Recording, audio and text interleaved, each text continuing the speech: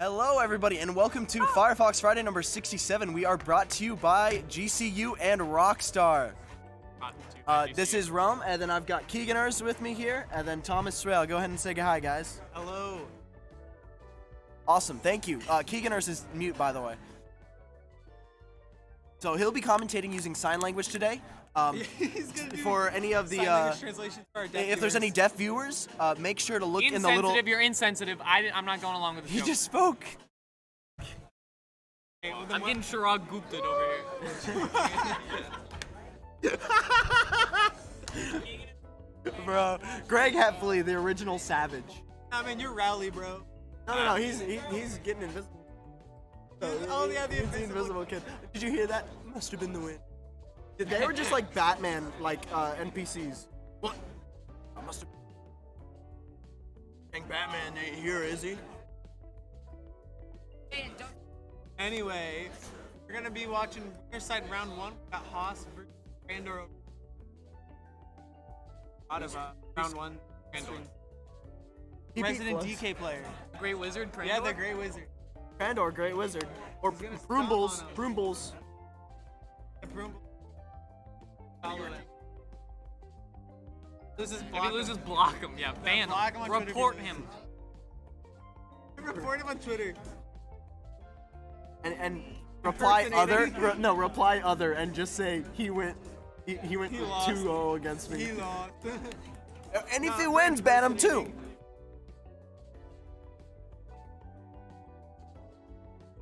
I like how we only have one plushie this time, and it's a fucking Octorok. I know it's yours. Got our plushies this week. Ozzy Octorok is the name of this Octorok. He's like Ozzy Osbourne, constantly singing. We need a bat, dude. Get a bat. Get a rat. Get a bat. Rat, bro. No. Hey, that you guys can't hear, but there's some funky venue music playing right now. Did I do it? I can swap. Yeah, sure. Actually, yeah. So what are you guys Rain on excited Anthem. for in this bracket, huh? We got There's not a lot of people here because it's our spring break. Actually, It just started. So we have I mean- 57 people. I mean, here. there's not 50 a lot of the guys, usual we're getting on DCU students Yeah. here. PG that's what I'm stats. PG stats. saying. Like making it. Bright isn't here. No, he's Simply here. Turtles. No, is Bright here. is here. signed up. Oh, what? Yeah. So He is. He told me. he's literally what? back I thought there. you were coming. Dom is right there. He decided to come last Dom's second. there. Messed up. Penguin Zero is not here. Eric. Simply Turtle. Girl. Let's see. Topsies we're gonna have some. Storm, Ags, Reflex, Combo, Awesome. Oh, and Crandor's in there too. yeah, Crandor, Rambo, Veganers. Bulbasaur, Aaron Shy. Got some people. Reflex. quite a few Reflex players. is coming Oh, yeah, here. Reflex. Got talking to the mic, bro. Talking to the mic. Hello. Doesn't catch your sound over there. Oh, okay, we're perfect. starting. So- Get a better mic. Like we get in Wii Fit versus. Hey, I think this is gonna be a very fun matchup for Wii Fit. I admire the yellow male Wii. I had a teacher in high school back to like I'm male Wii sorry. Fit trainer. No, No, that's like, kinda no, he was why. hot. Did he have no was like facial features? no, he was just like the hot teacher. He was white. He was just Everyone pale. called him the hot. He was Yeah, like a hot Starch, teacher. No starch face. white, dude. He'd walk into class. We thought like we were doing an autopsy or something. His name was Mr. Millette. Brett Millette.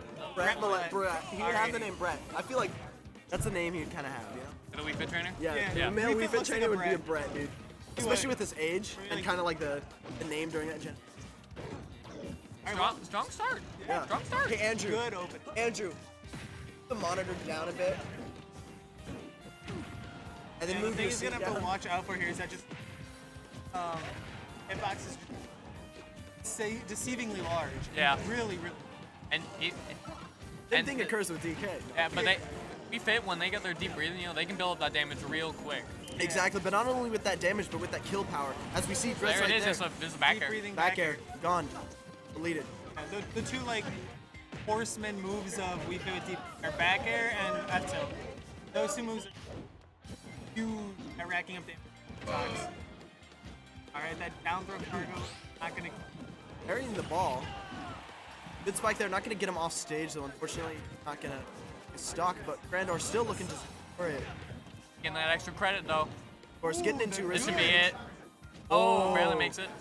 Oh, but great DI here. if it's a little bit heavier than people. I've been Oh, summoned. Mason's getting summoned. Peace so out, lads. over. All right, solid 2-2. House has a little bit of a lead. Put into the second stock for both players.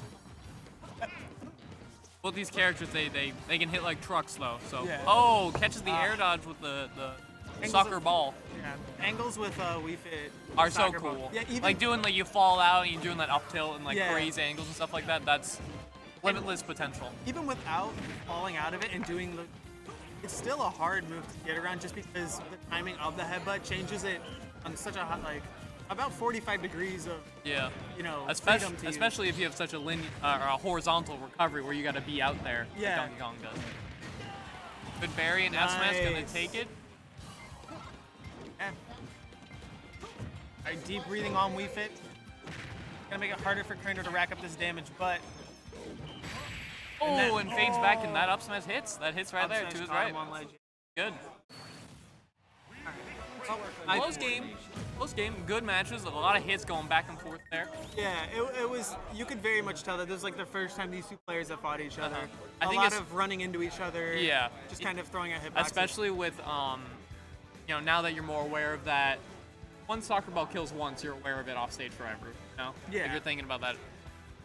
I like that we're kind of just barely cut off by the camera. Yeah. Hey. Oh. Yeah. Go low bulb. Lil Bulb cheering on his friend now. Yeah, like it was overall. He did a really good job of holding. Very end. I think he just needs Is that refresh skin swap? mindset. Is that skin swap? The blue? Yeah. Blue Kong. Purple. Sanic, bro. That's Danky King. Even blue, it's purple. Nah, bro. But anyway, getting those opening hits, missing the grab, but following the jab on the air dodge. Good They both match. got berries, too. Yeah, both characters have pretty decent berries. One much better but laggier. Yeah. character certainly has a more immediate access to that berry. Tied to the jab isn't as good. I thought Little Bulb was still sitting there. He just like He sat on pushed him top out of the Little Bulb. chair. I thought he just pushed Little Bulb out of the chair. I was like, dang, I wanted to commentate. my turn. My turn to commentate. Oh, big F smash. And that was a nice empty hop there, catch him with that spot dodge. I can't believe it. And a good forwarder catching him sleeping off stage. With a sour spot too. I stole. See if he can crack open this second stock really. Crack him Ooh. open. Yeah, he got that down there, but not looking like finding much off of it. Air dodge didn't get caught there, actually. Berry on that soccer ball. Oh, doesn't convert the jab into the berry. Catches him jumping, but this is the forward air jump. Yeah, this is like not very conventional Wii Fit as far as I've seen. It's A taunt. the taunt. You taunted. I'm going up. We'll typically see a lot of Wii Fit trainers tend to do a more run off of stage soccer ball my back. God! He just parried Monkey Punch. He did parry Monkey Punch. That's insane. But parrying Monkey Punch won't do much if you're unable to take this stock right now. It's true. And he did. And Bulb's back. Well, maybe. He's thinking kinda about back. it. He's making his decisions. It's the grab forward throw. Right now, we're starting to see a little bit more of the jank hitboxes. I saw a jab, the back hit of jab connect and stop and approach. Yeah. Nice cargo down throw off stage. Looks like he's not going to find anything there. Ooh. This Yeah. timing that. Wow. Good monkey punch. Read that drop shield. I respect the parry attempt. We're seeing Crandor like not really want to press off stage, which is fair because Wii Fit has a lot of reversals. Yeah. That was a gross angle to send Donkey Kong at. Yeah. Recovery could have been a touch better, keeping him low enough to not get hit by that neutral key, but that would be tough. Yeah. He's already at 62. Thank you. You. I'm out. Goodbye. Goodbye. Take the middle spot if you. All right, Eve. Now, Crandor is sitting at 95%. House has been kind of running this last stock.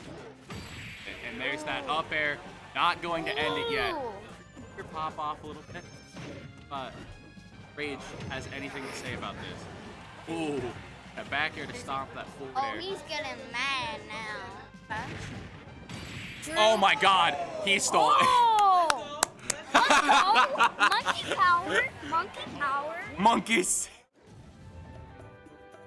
Oh my goodness. Monkey power! Just a nice opportunity to steal that. Wait, let me scoot your chair forward for you. There you go. Let's go, baby! What'd you think of that, Lil Bulb? Lower the camera, Lil Bulb's being hidden. Andrew, lower the camera. Lil Bulb's in the logo.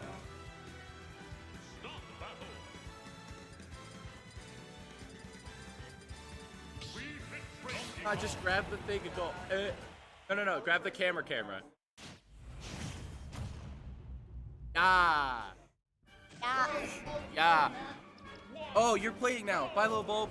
I steal the middle spot now. Haha. Anyways, these two have been trading hits. Wii Fit does have deep breathing, which means they have a lot of that speed and power advantage right now, but Donkey Kong has some very good hitboxes, a good tech check. Oh, and a miss punish on that edge guard from the tech check. I see what Crandor's going for. If he knows that his opponent can't tech that, he'll probably go for that at a later point in time. I'm probably expecting that later. Yeah, these soccer balls are connecting beautifully right now and just keeping him pushed more and more off of the stage. Right now, good avoidance of the soccer ball, but this Wii Fit's causing so much pressure right now. Missing out on that parry. I see Crandor's going for a lot of his... He wants to play comfortably, but this Wii Fit's not letting him do that. Trying to cover as much space in front of him as possible, keep this deep breathing, and punish him for those silly options. Like that up on stage. Missing out on that grab just a touch, getting a nice down tilt dash attack. I liked the fall through platform there. The idea was pretty solid, but Donkey Kong's got a lot to do where he can really get to this Wii Fit and take this stock. Good mash.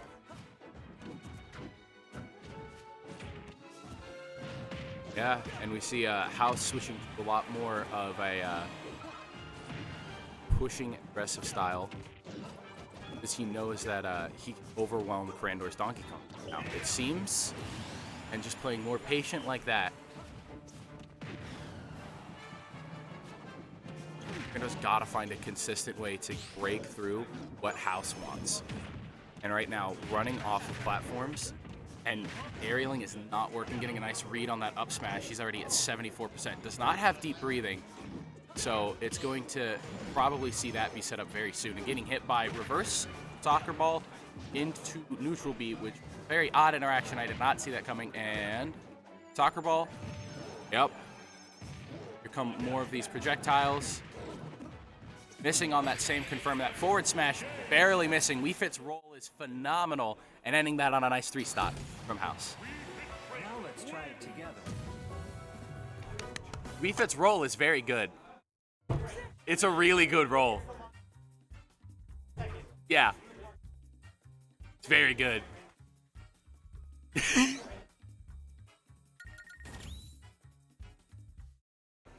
What? Yeah, you're good. Do what you need to do. You go to the start menu. That's as long. Well, yeah.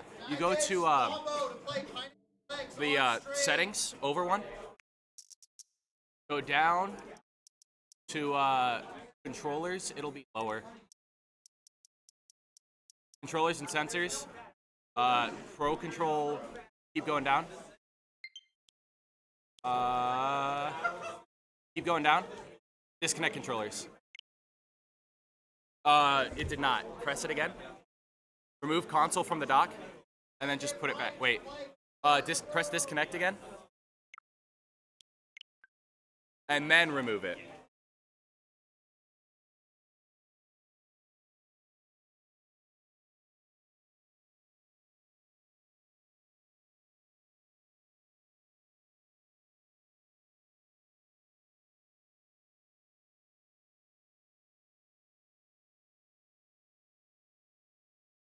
I will try.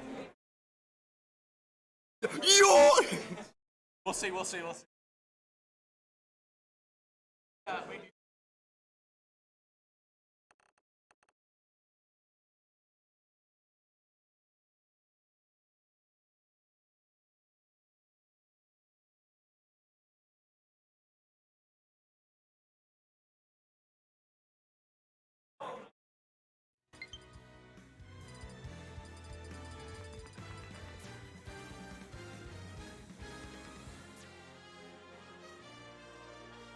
I'm just gonna watch myself from that tiny screen from now on. Look, you can't hide me, Tom. I'm still there. Like Squambo is here.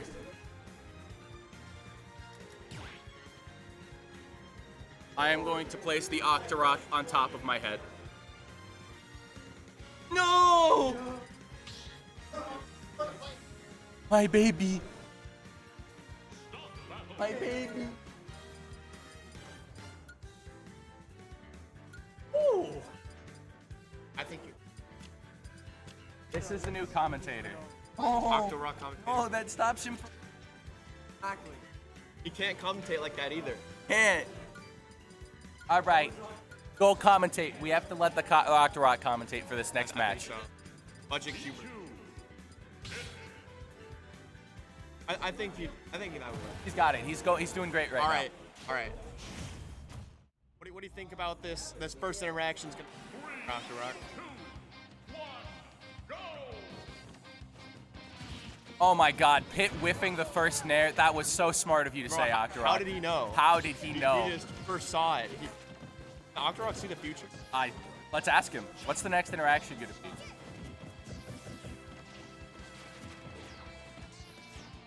Bro, people whiffing moves like crazy. That's crazy. I think that's called neutral. Throw out a bunch of hitboxes. And hope that one hits. That's such a good prediction. Anyways, I think he's too good of a commentator for us, so I'm gonna put him down for now. All right, yeah. We need to save him for top 8. You know, he knows a little bit too much. He needs to save his voice. All right, I'll scoot over a little bit for you so you can lean into the camera. Him and Arconi for top 8. Okay, I've seen that side B stoppage happen a lot more recently. It's really odd. It's really scary. Yes, it is. It's like It's scary for dude, Pit.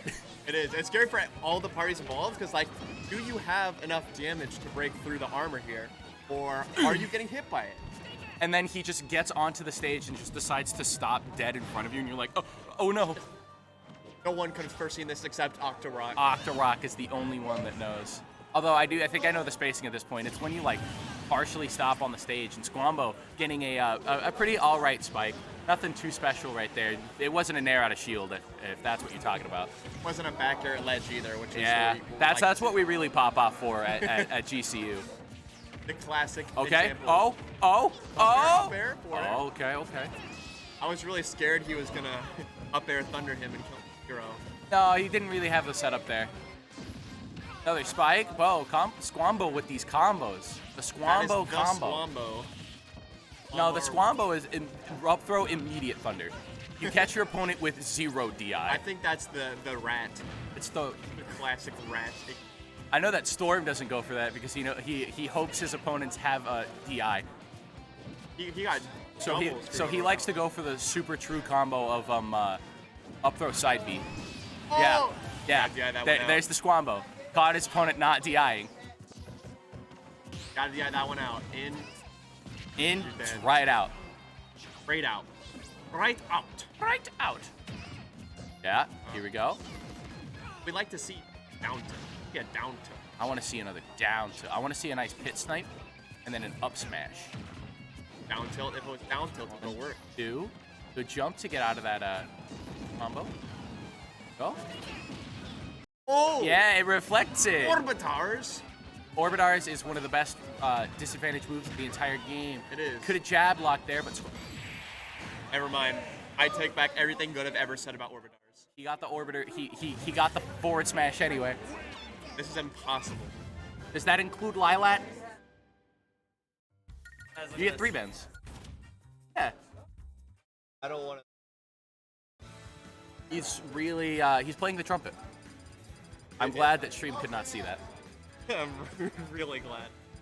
It was a sign that said "Hi, Mom." Mhm. That was it. That was all. Hi, Mom. Hi, Josiah's It mom. says based. Best friend forever. Best boyfriends forever. Boyfriends. It's versus One of Pineapple X. them has a girlfriend and the other one is married. Which one is which? You gotta guess. choose. The man with the baby face or the man with a beard. Oh, Tom showing off his face like he's been working on his beard. Coming in great, Tom. I think this man uses Keeps. Oh. Speaking of Keeps, today's stream is not sponsored by anyone. It's not sponsored by Keeps, but here we have Squambo's Yoshi instead of the Pichu, even though, I don't know, I'm interested to see why the switch off to Yoshi is happening. Go to GCU. This stream is sponsored by GCU attendees. You should attend. Looks like Pineapple X is having a much better time hitting the Yoshi, and He's I now floaty, have so my he match. Just falls into all those hits. Up smash out of shield. The classic Yoshi example. I think we're about to see him play Yoshi like Wii Fit Trainer. Ledge egg.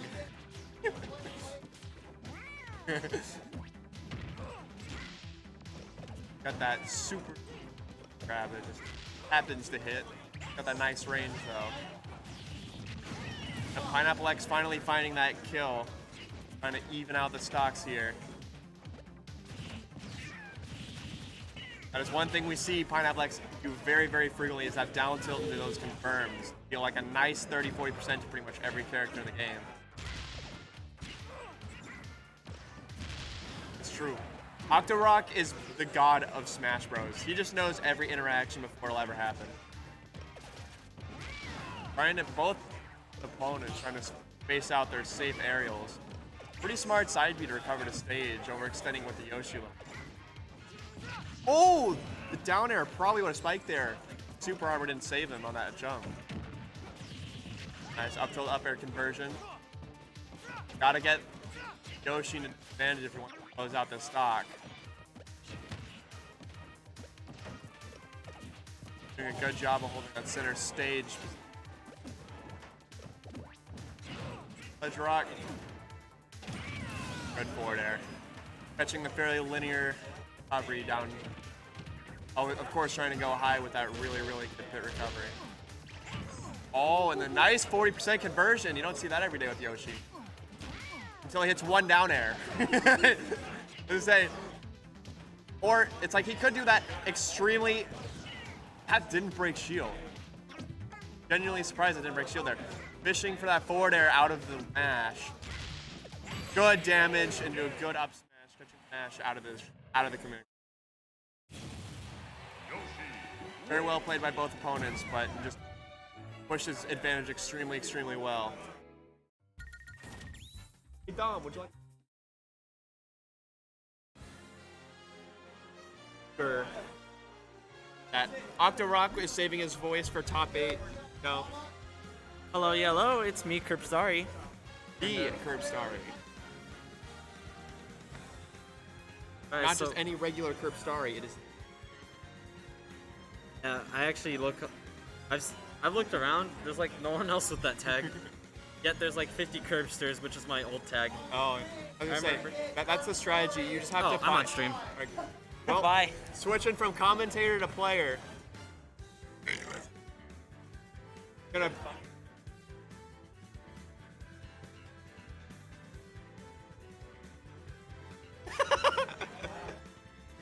Oh, that's the strategy though. You gotta find like the most obscure username to make it, so you can just make it for every single account imaginable.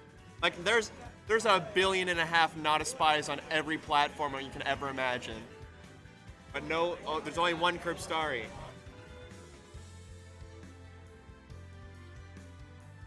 I think you could probably get away with that exact string of numbers. I do? Am I playing? Yeah, you're playing. I didn't hear my name called. Well, I guess I'm playing from commentary.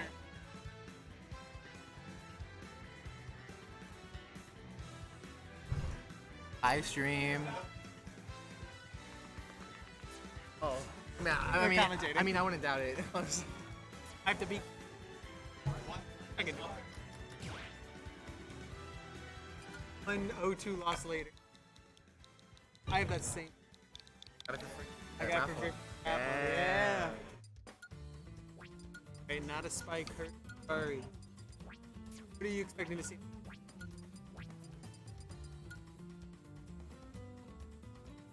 I feel like this all depends on how well Curbstari knows how to mash out of his combos. That's really his combos are more of because it can make or break Nada Spy's entire like potential. It also depends if Nada Spies. That's true. I was playing with him in my apartment like half hour ago. He was winning each one. Alright, good. Because there's sometimes where it feels like he just miss. Yeah, I mean, there's sometimes when people are like, the game makes him face the wrong way, and then he like Yeah. he tatsus the other direction instead of Shoryuken. It happens.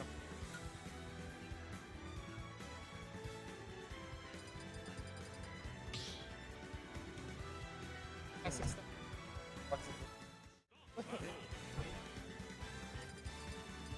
feel like whenever I get, got hand. I feel like every time I'm like vertically above a Pokemon, I'm gonna get thundered somehow. Even if I see a Squirtle up throw, I'm gonna get thundered or something. Puff, up throw.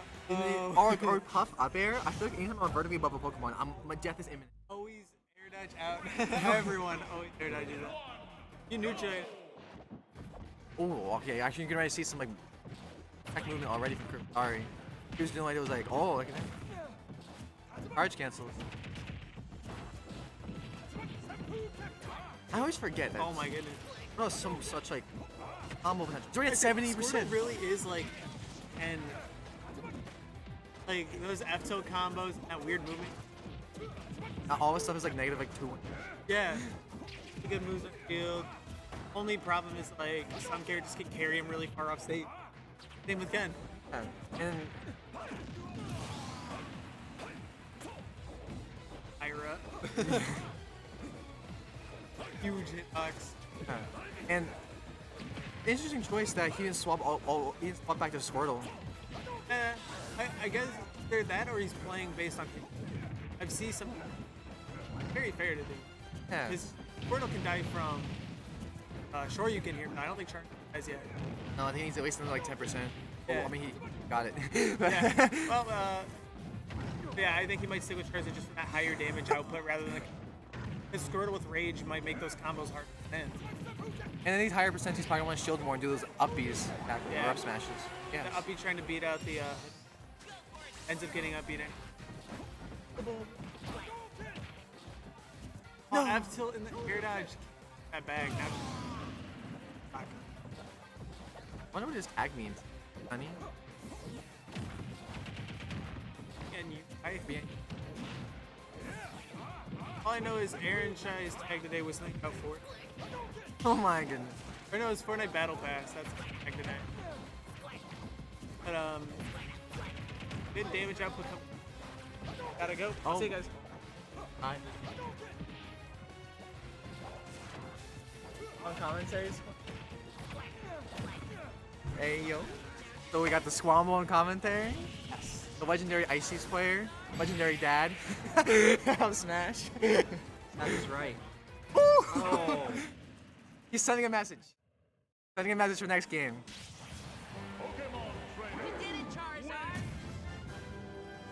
How's your tournament gone so far? Good. I've won 2. I haven't lost yet. So. Okay. I only played one set so far. Okay.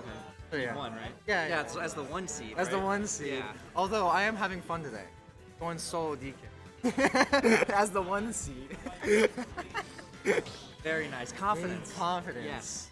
Also more of just detachment from my performance. How does Spy go? Oh, he's not going Rio. He has a. He does have a Rio if he wants to focus more on neutral. But Starry going Lucario, the hidden top tier. Basically, Lucario doesn't play till he's above 100. I think it's very odd pick against a character like Ken, considering Ken can kill him with like Shoryuken combos at like 70. So she's not going to reach full max potential, full max aura. I also think reverses. That is true because those it's like it's like plasma. There's like I think it's Aura Sphere, Aura Sphere into like charge Aura Sphere from the reverse. Yeah, you can trap him in it. Now this percent is death percent. Oh, for which player though? Oh, yep. Oh, masterful DI. Yeah. Out here. He's. Oh, okay, yeah. Non-stop pressure there. But that's what Kims are good at. Pressure. True pressure, meaning like -2 for jumping in. Yes. Ooh, my goodness. That might have been. Hey, is this side B command grab? Yeah, Okay. it's Yeah. I think this is more of like an experimental pick for Kripstari. yeah.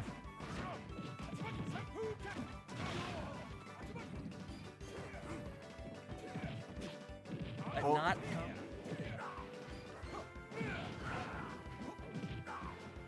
Backfire. Yes.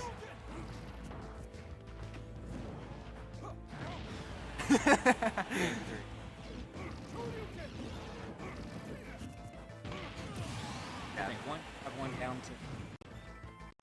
Exactly. Or he just calls him out like that.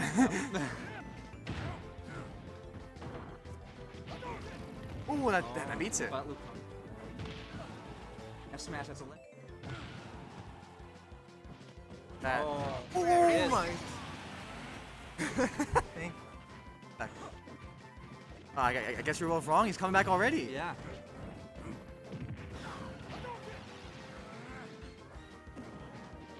That's it.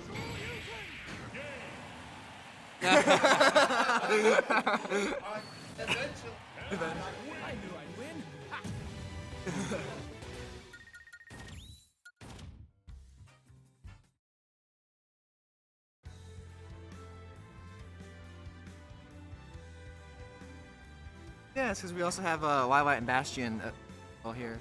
Fantastic for one. Hallows, FD. Bad state. Never have. Why are those three your bad state? Yoshi's left. That's. We have the move. Yoshi's like the tech chase king. Oh yeah, they were great. Miss a tech platform, you can for 30. Great. Why? Or you get egg laid. Alright, yeah. Because you're gonna catch the roll with it and they're gonna shield. How close? Game one, I think was a 2-stock? Yeah. Because Curbside got the 0 to 56 each time with Squirtle. Kinda have to if you. Yes. But now's a different story because he's gonna switch to Ivysaur soon just to save himself. Yeah, right here. Oh! Oh! Dies to grab instead of down tilt. Like risky when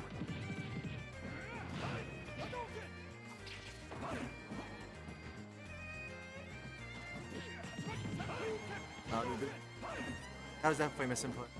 For you.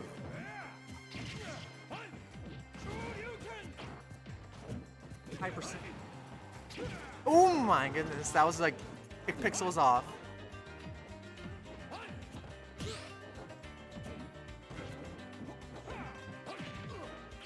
Probably pretty safe. Oh no! Yeah, Curbside is Giving us the safe percentage. It's just what's in the Charizard. Because remember that took his last stock first. First set, first game of that. I'm convinced Charizard's. Charizard, oh my goodness, his armor on his like his up special and like he just has like so many good attitude options. Last stock situation. Any character in the game, I don't want Charizard. I don't want to play last stock. I don't want to get back thrown. I'm back throwing in the Fire Blitz, bro.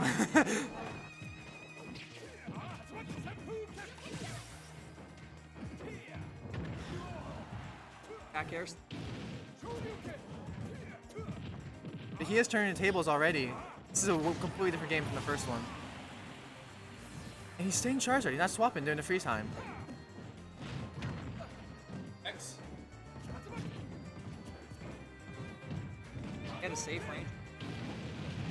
And also like that was like a safe 12% and into that. He's about another like 13% and then he starts getting short U percentage. And he will out long. He's 11. He saved his jump. Ooh, that was a bit risky to go so high. That Charizard's. Dude, this is GCU with the line to the heavies. Yeah. Oh, ooh, he got antsy. Was the earlier in the. That point he landed right on top. Right as I say.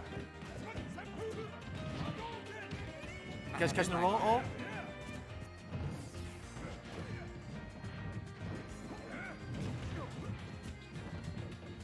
Yes, he wanted to jab, run back Flare Blitz. That's exactly what he wanted. Ooh, that was a few frames earlier. We've gotten it. So What a tipper back here. I pulled the trigger again. I want to. I just said too. that kills. Come off the platform. 10. Yeah, Ivysaur. Ivysaur might die at a jab from 50. Yep. Oh, and he got the That read. hit? Yeah. That hit. Good games, both players. One of the best of the Pokemon, Casey. Not the worst. No. Valiant effort. Outside this range, I gotta pay off this up, and then it's I take it. Enemy. As the underscore. Storm Underscore, yes. Because we always joke to him. Because Storm was taken on Smash UG already. Yes, sir. But Bright wasn't.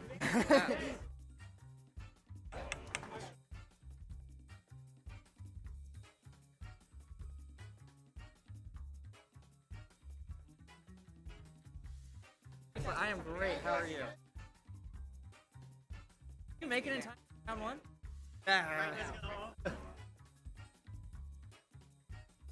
Oh, there's more.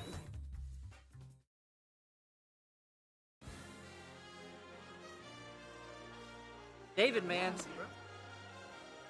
David's a poet.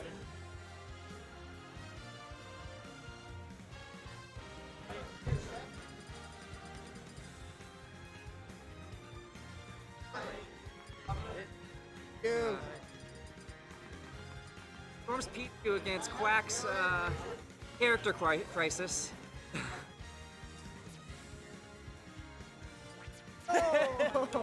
Bro.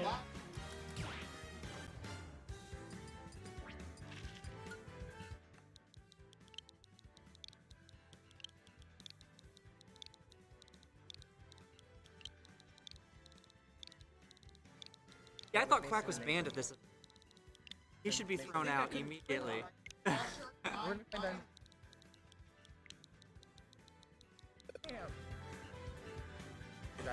On Duck Hunt.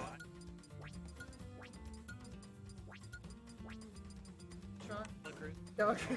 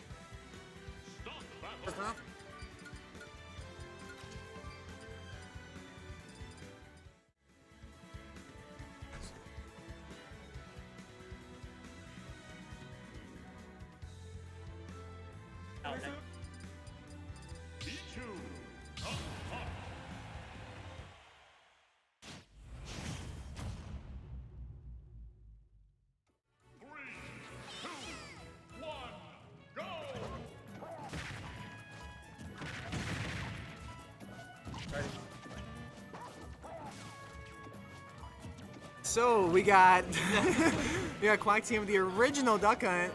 AZ's best. AZ's, oh my goodness, he will time you out and make your sets last at least 18 minutes minimum. Yes. He was going to get in the leg work. A lot of hands, a lot of clay.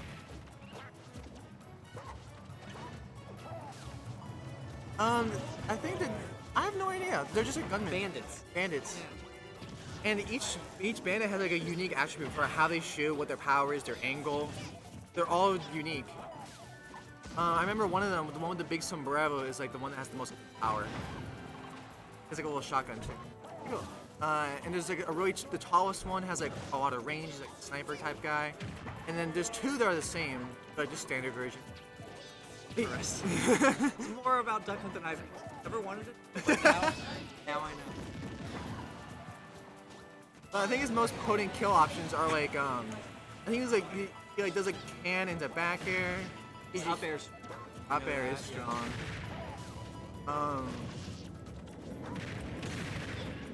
That, yes, that. Good pitch.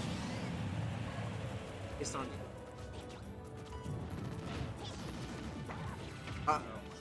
The up air thunder. Oh, wow.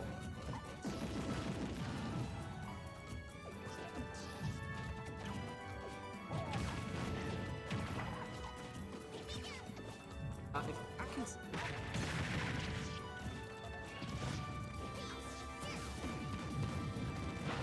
Yes. But It's not looking. Storm is the king of cheese. He'll just go out there and try and kill you the best he can. Oh, and he got the grab. He's just kind of like a Zelda player. He grabs him so his partner can hit him. Ooh, yeah. He's getting Mega Knight back. Oh, yeah, he saved him. Maybe. Yeah. Josiah, I'm trying to commentate. Oh, I have to go. You got it. Lex, you lead this, man. I take the mic. I'm gonna call next.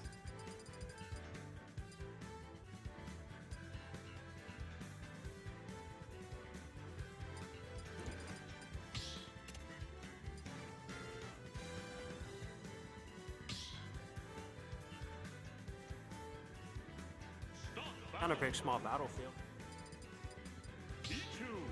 As I'm eating my dinner at the table.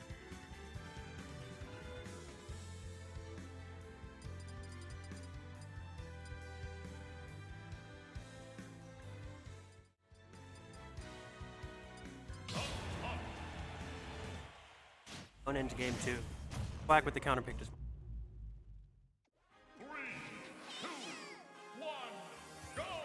Matchup for Duck Hunt is pretty difficult because Duck Hunt's not really that crazy. Amazing of a character. He has to play exactly how he's playing. He has to do it. He kind of just has to like at his far range with it. I think it's the side beat, but Pichu just kind of runs after him and is small. That was nice up air corner there. And he completely calls out the jump, and I think maybe Quack could have lived at that if he jumped, but nonetheless, dying at 6. I was going to take that. Quack's really going for these up airs, and they're hitting. Storm reacts in time with all that pressure. Shields, baits it out. Ooh, tries to catch a roll there, but Storm's not going to have it. Ooh, gets back aired out of shield off of that back air on shield. Gets down throw up air, nair. It is Pichu, so I'm not going to say this is snowballing yet. Storm is playing the right thing, right? He knows he's at a high percent. He just has to wait back here. He doesn't have to approach. Especially Quack is playing Duck Hunt. No, this is a pretty hard situation.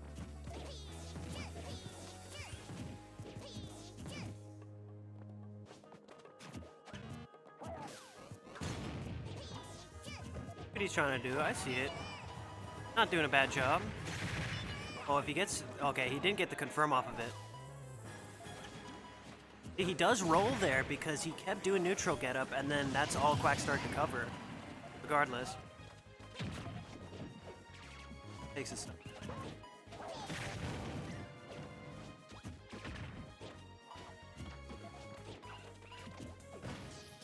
Quack is honestly the right thing here. Kind of playing his game, getting around, jumping around, not getting hit.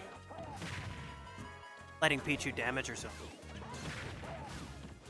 Surprised that that little shooter up there didn't hit. Yeah, he's doing the right thing here. He knows what he's got to do. Got to wait a little bit, but now he's off stage, and this was almost just bad, but gets away.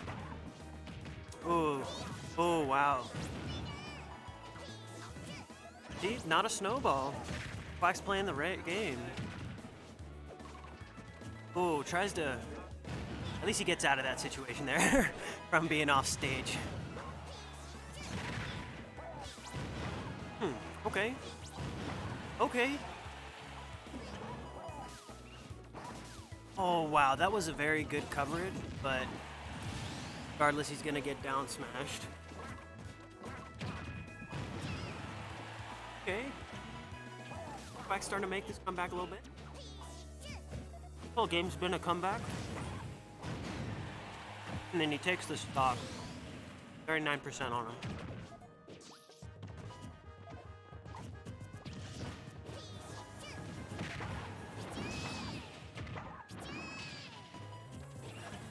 I'm picking up the pace a little bit here. Like, no, we're gonna play how I want to play.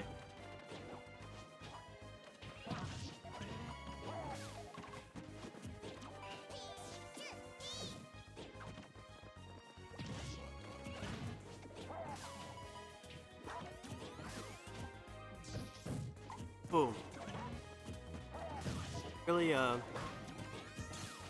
Quack's game to camp, to be honest. Quack's game 8. I see how he's doing. Doing a good job. He's not doing a bad job at all. Playing the character, playing the matchup. Oh, the drag down up air, and then he gets an air. I think that's what that.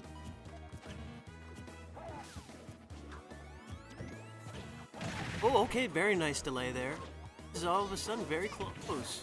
Very close. Oh. Storm's looking for the kill here. Looking to end it. End the stock.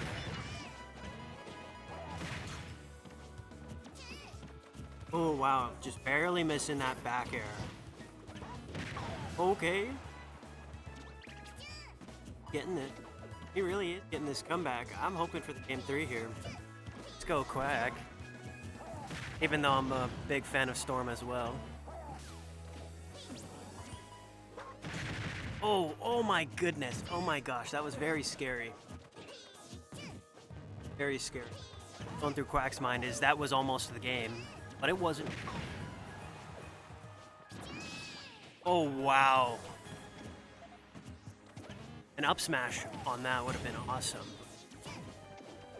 Oh, look at this. This is awesome. They're both at 117.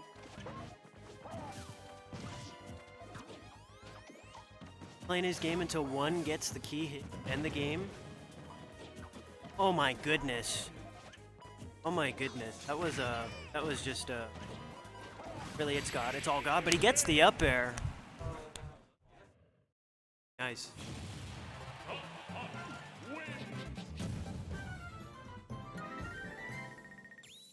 I am? Oh, at Walmart? At Walmart? If I get off work, maybe I'll come.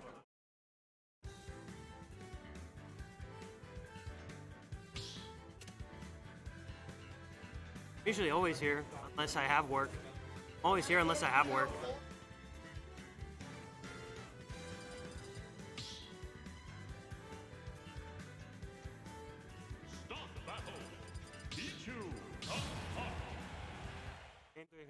I did not see the stage pick.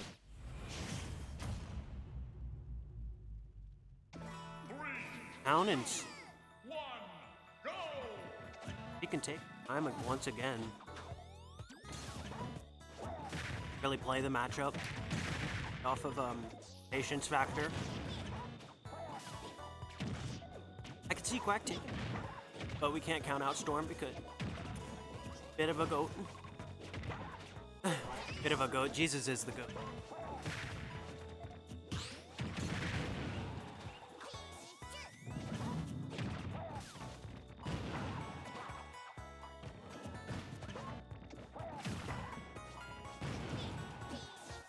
Oh, gotta take his time here. No, I can't tell him to take his time, but that's what he got. That's what he has to do, because that's what Quack is doing. He's taking his time, playing the character. He seems a little bit more warmed up for some reason. A little bit more versed in matchup. And he's taking those trades all day. Covering the jump there, covering that. Oh my gosh, almost gets that confirmed, but dying out, I believe.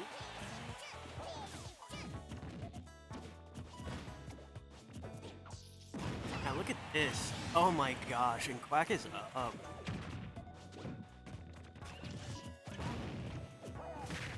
And is he doing the right things? He playing his game. Playing it out. Oh, the damage is racking up. Oh my goodness. Very nice conversions made here by Quack. Very nice. Storm with it. Got exactly. You gotta just take your time. Sit back. Oh my gosh. He's also snowballed here a little bit. Oh, okay. Wow. Almost taking the stock there. Almost. Very nice. Oh, wow. Gotta take his time here. Both of these players, really. Quack's doing a perfect job. Doing what he's doing, running away with his N and Frisbee, and I think that's the stock. It's not the stock. Not the stock. Okay, very nice. Gets that up smash.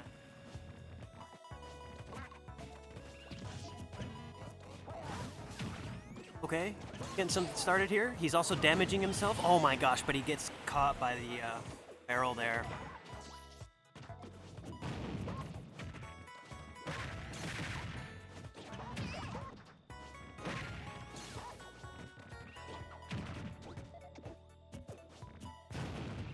I got called for a match.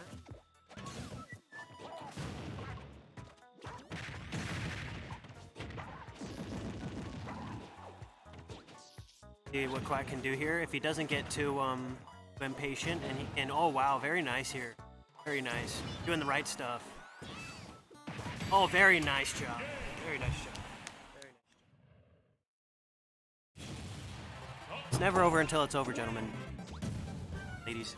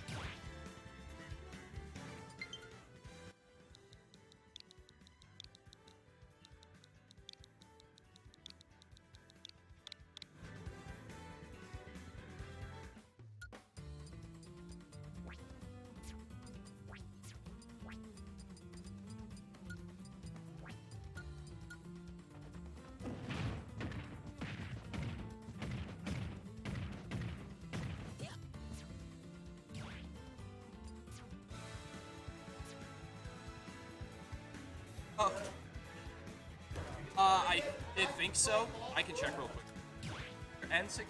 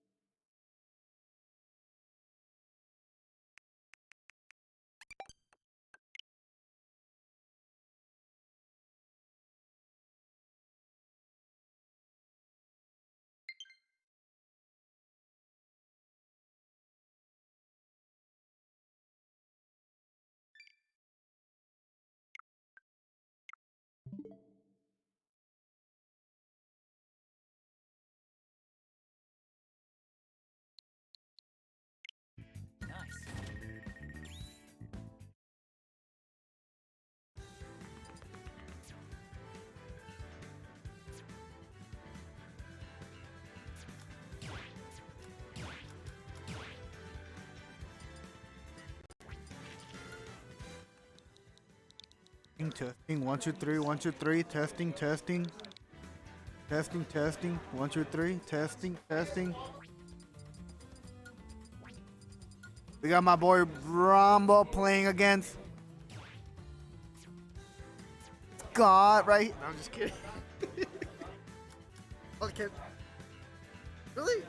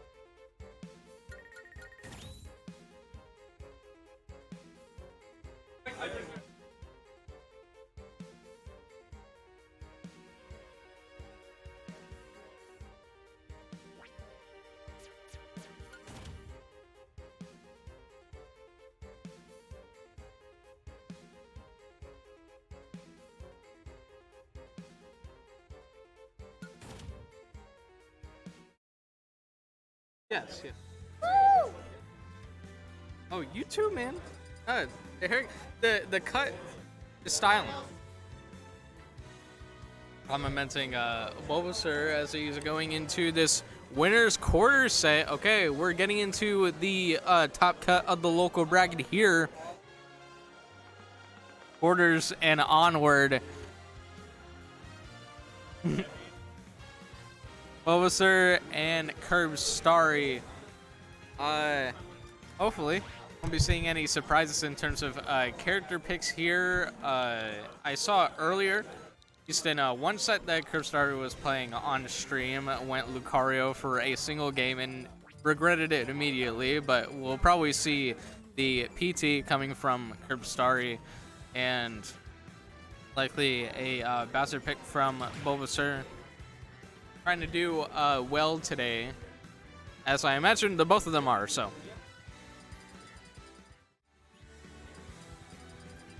winner of this will move on to the best of 5 bracket at FFF 67.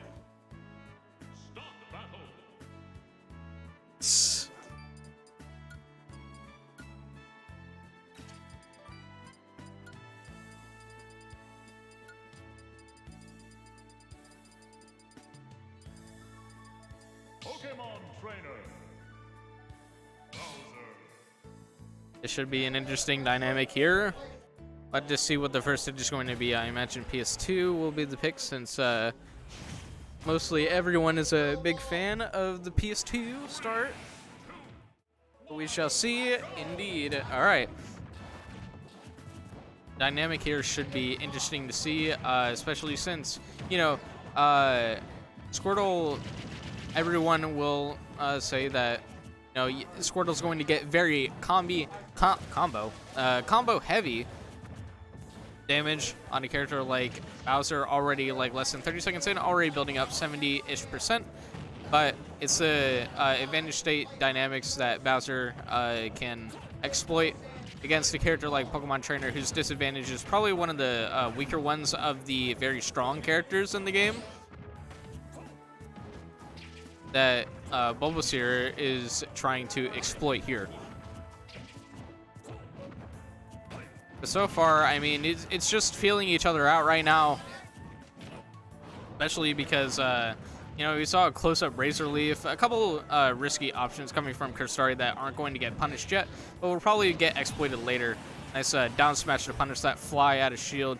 Seeing a couple times from Curbstari that they've been going for fly as an option, as a defensive option against some characters, hitting their shield a lot today. So, interesting to see. Also an interesting interaction, that Flame Breath and the Withdrawal as well.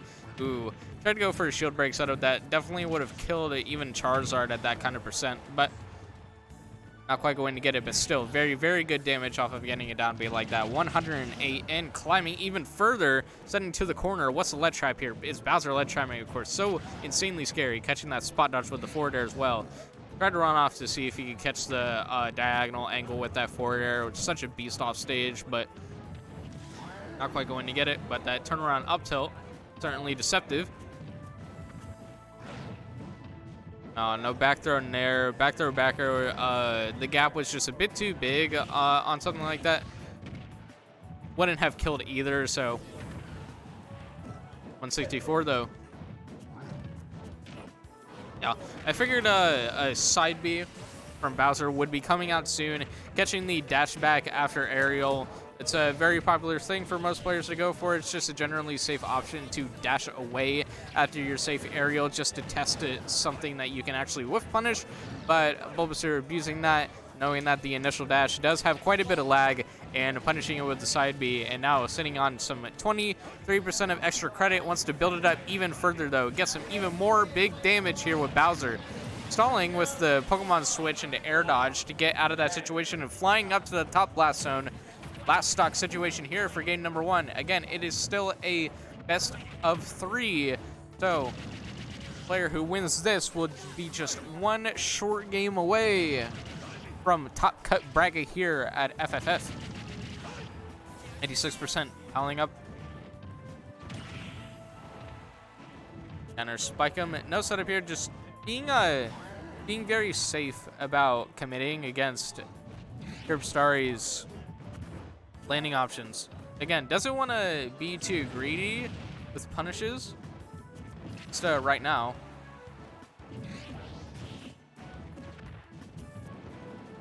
Setting up for the up B, but not going to quite hit. This could be, yeah. Expected 149%. You got to go for those greedy plays every once in a while. That downer was a risk to take. Unfortunately, not working out in the end as both players went back to neutral. It was 1 Bowser's side to be away from game 1 victory for Bulbasaur. So, let's see the counter pick here for game number 2. Maybe not wanting to go back. Makes sense. Going to Hollow Bastion instead. Usually a single plat stage like Smashville is pretty fine for Bowser, but Hollow Bastion does allow for a bit more space, mostly because of Hollow Bastion being set up very similarly to Final Destination, but just having a platform in the middle. The platform is also less controlled overall than the Smashville plat is comparatively. So a bit more space to roam around while still having that middle plat to intimidate with good aerial pressure. So 46% here. Wanting to get really valuable Squirtle damage, but off of those back airs at really low percent, you can't get anything. You just have to, expect a tech chase situation and read that out. Bowser will also find it a pretty hard time to exploit those rising aerials if they're drifted properly, meaning that Bowser up B won't hit as soon as it starts, allowing for Curbstari to avoid it. Not getting to avoid that down air though. Again, Bowser ledge trapping, that forward tilt, that big elbow punch right there is so scary. So imagine a 2-frame situation like that, everyone is going to be scared. I don't think anyone buffers a ledge get up against Bowser because of that intimidating presence of just that F tilt alone is so powerful. So downer going to work again. Downer failing and resulting in having to play against the ledge once more and ending up in a downer this time. Stock down for Curbstari, 1 game away. 2 stocks for Bulbasaur to head on to the top 8 winner's side. Razorleaf at the ready. Curbstari trying to pick up this sequence, but Bulbasaur holding forward into Curbstari to force Curbstari to lose some stage, since when Bulbasaur has been running in, as evidenced by when Curbstari was using Ivy there, that it is Curb is very scared to close in space against Bowser until the right moment. Until Curbstari feels confident, but in those neutral interactions, especially with Ivy, it's pretty unsafe. Trying to go for down throw nair. Again, trying to get the backwards nair set up to get backer off of the setup for really early stock, since the entire time in this set, Curb has been down. Sitting at very high percent for a while, but again, that downer not working and resulting in another situation and disadvantage right there near the ledge. Doing a really close-up fly so it didn't snap the ledge properly, and ending up in a down smash punish, and we are just 1 stock away. So far, Bulbasaur has been looking pretty confident. I don't expect many mistakes to be made here on Bulbasaur's end, but we'll have to see Curbstari's adaptation here going forward. This is last stock situation. Staying on Ivy, though, in neutral, we'll have to see. Up throw, up air, switching to Charizard to try and get more advantage state damage, since Charizard's straight hit damage is much better. We've seen a limited combo ability from Curbstari in this set. might as well if you're going to get a raw hit that is going to do more damage overall than a character like Squirtle or Ivysaur would. Hitting even though, and that is a lot of damage to lose right there. Nice reactions from Bulbasaur to go for that down B. Also catching the roll, get up with the up B. Good reactions. Like I said, they're ready. Spot Dodge not going to get punished either. Flamethrower in neutral too. This could be one more ledge trap situation here to close things out. Put it, Curvstar in a very tight timer with that low intention ability. That side B going to be missed as well. Curve's playing the patient game now. Testing Bulbasaur's aggression, trying to pull a Bowser of his own, but fast forward are not going to cut it. Bulbasaur reeling back a little, didn't want to see things play out like that, but a victory is a victory. 2-0 into the winners semifinals. Bowser is set for top 8.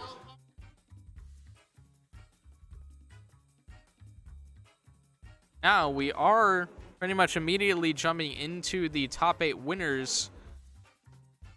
Alcompa Ricky against Rambo.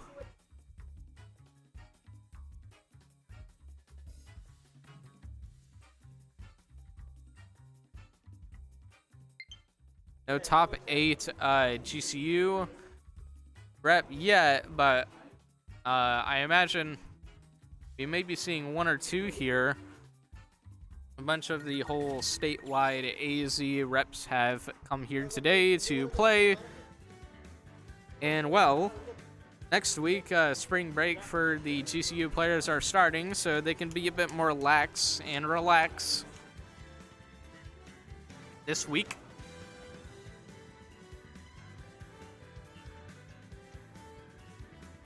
So seeing a different variety of competition here. Rambo, Cloud PT, so we might be seeing PT on stream again right after that last set. And Alcompa Ricky will be using Joker or Byleth, but going for the Byleth for the start of this game, for this set. Will be best of 5, so we have at least 3 games to work with. But Byleth will be the start here.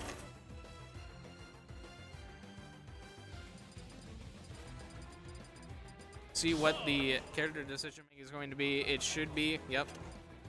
Going for the Cloud here at the start of this top 8 bracket. This should be a good one. Cloud and Byleth, 2 very strong disjointed characters. Not really at the top echelon of disjointed characters, so sword characters, but they are still very, very strong. Most people would say they are around that like high tier area, especially with such strong players repping them. It's the #1 and #2 in the world using these 2 characters, so plenty of good footage for both of these, and we shall see what the dynamic is going to be as well. One thing to mark as the biggest strengths of each character is while Cloud's disadvantage isn't good comparatively to Byleth, Byleth's disadvantage is super strong, and Cloud is more known as a neutral monster, while Byleth is a paragon of advantage state. Byleth can snowball really, really quickly and easily with their really strong aerial pressure. It's so scary every time to be in a position where Byleth is in advantage state because their moves are so consistent. There's always a threat because Byleth has such strong moves.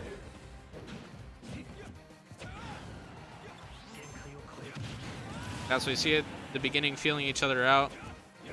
Alcompa Ricky shaking his head here as Rambo presents the one option that can potentially put a thorn in Ricky's side, which is going to be that down air, actually able to outrange Byleth's aerial options vertically. Yeah, 172 though. Seems that with Rambo's decision making, he's not looking to preserve his stock, but trying to go off on advantage state as well though.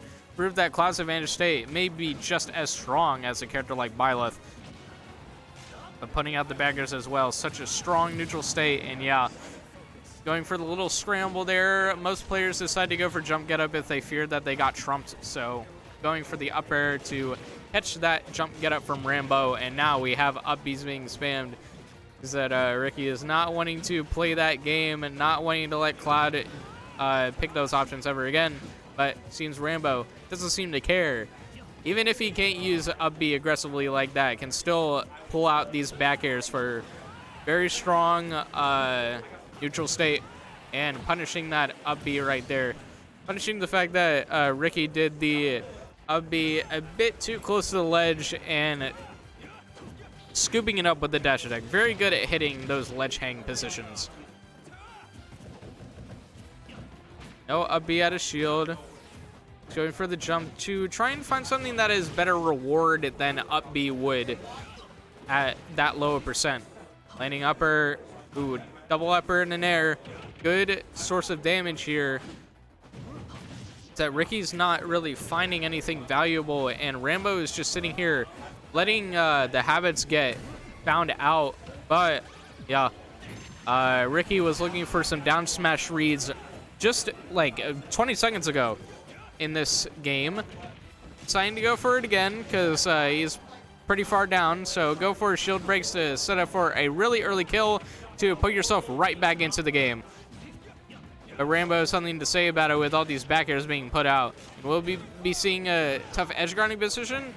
A bit lucky that the up B did end up crossing up, so no valuable punish aside from really good damage. That side B was actually pretty close to killing off the top, so bit of suspicious DI, but wanted to DI towards the stage to not lose his last stock, because Rambo knows that one good hit might be enough to seal it out, and that is Cloud without a double jump as well. Gets sniped out with a dash attack on the climb hazard there. Game number 1 goes to El Compa Ricky. We'll see what the stage bans are going to be, and mostly what I think the character picks are going to be as well, because that was a very nail biter game. But I understand that since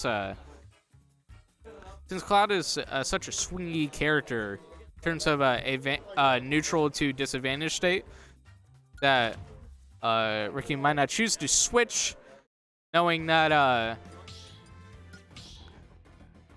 he just needs to keep his advantage state solid, just like that last stock. So yeah, sticking with Byleth, understandable. Advantage state was looking strong in that first game, so, or at least towards the end. So keep it up for the second game here. Going back to PS2, we are running it right back. That up B just going to get clipped. Was a bit too slow on reacting to the nair from Ricky, so not going to get a punish there. Going for the grab instead, though. The Eternal Classic climb hazard ledge trap, though, was almost able to hit Ricky, but it was too much. And yeah, sniped the double jump. You should be a dead Cloud here, but not going to catch the limit climb hazard. That is the issue with limit climb hazard as well, if Ricky was able to exploit it, which is the hitbox doesn't last the entire time. So you are able to hit Cloud as he is rising after a certain amount of time, which makes Cloud very vulnerable to getting hit in that kind of position. But Ricky decided not to go for it, going for an F smash instead of going off stage for any off stage scramble position. Sending Rambo back to neutral, though, with limit as well. That dash attack was close to sealing it out. Yeah, putting out the cross slash. No chance of low recovery for Ricky. Completely reading the low recovery from Byleth. And now just 2 stocks left here. Nair at the ready, but ready for the climb hazard as well. Is able to cleanly punish those nair attempts, so Ricky isn't able to safely go for those nairs in neutral with that climb hazard at the ready. But man, 144%. Again, the percent is so high for average Byleth stocks. Rambo is preserving his stocks very, very well. And for 77% of extra credit as well, such a powerful amount of percent to climb up. That is a couple more neutral wins to seal out another stock for Rambo.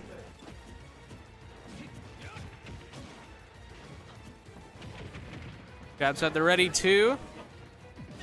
Oh man, I felt like that F smash was a bit close, but Rambo was very confident in sticking right outside of that F smash range, and unfortunate DI on the back air as well. Likely DI'd it straight down on that back air and losing the second stock, but Ricky is soon close to losing his as well. Last stock for both players here in game number 2. Even if Ricky is able to close this out, it will be one more game of adaptation for Rambo to go through. But he's looking to take this second game, of course, as anyone would in his situation. Trying to preserve limit as well, going for the air dodge instead. Usually when Clouds haven't found a really good neutral opening win like this, they do go for the limit blade beam just to see if they can force the opponent to stick themselves in shield to deal with it. But yeah, that should be a very much gimped Cloud, but I felt like as if the Climb Hazard spike there could have killed, but Rambo didn't want to go for that risk, thinking that the up B itself would have still reached ledge. So I understand in that position, oh man, he should have gone for the second hit, but he thought he'd make it back anyway. So not wanting to risk things, especially if Ricky was not going to go off stage. So we might be seeing a change of characters here from Rambo, going for Wolf instead. Usually Spaceys can give a character like Byleth a pretty hard time because of their powerful mobility. All of them, really. And their reward is so consistently strong. Cloud does get a pretty consistent reward off of his hits, but seems that the disadvantage is just a bit too tough to deal with when you're up against a character like Byleth. So choosing to go for Wolf instead.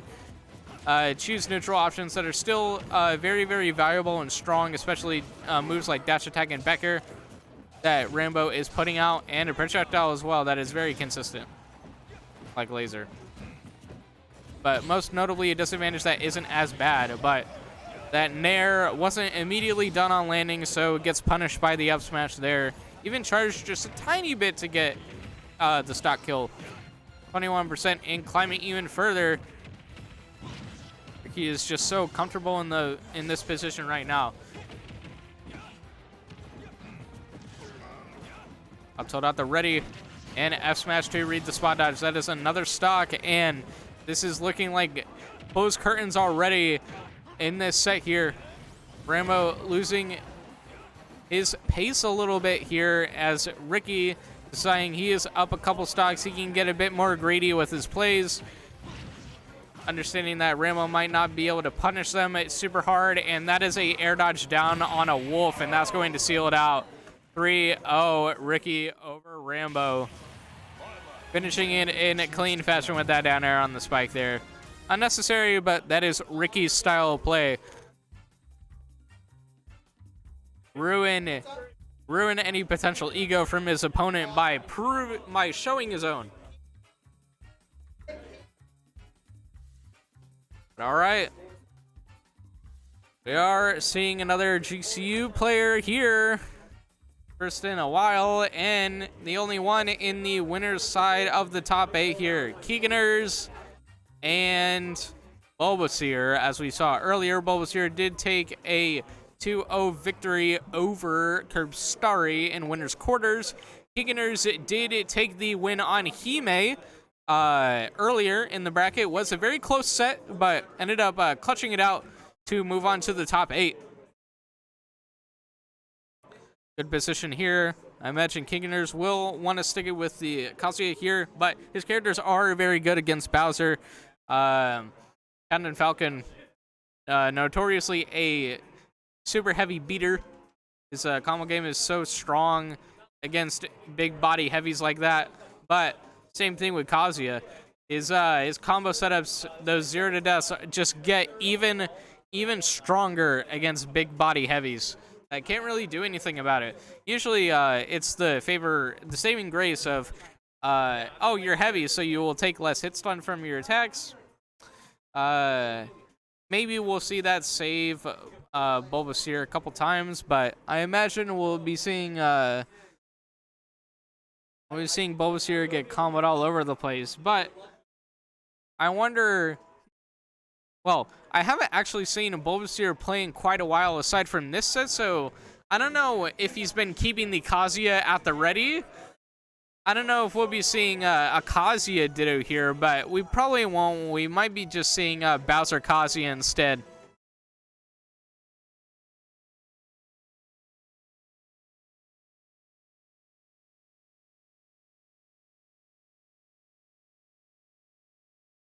Bulbasaur will be ready to come up pretty soon, so we shall see.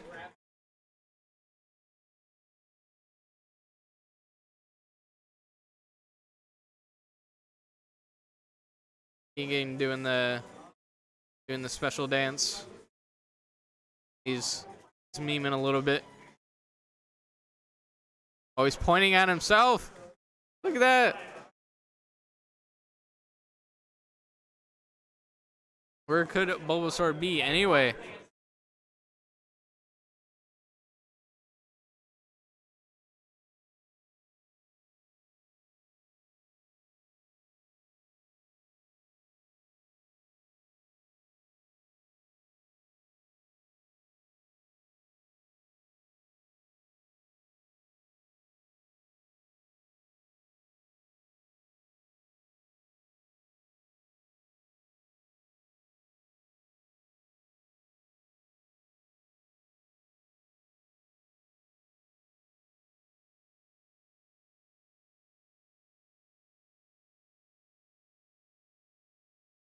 Better.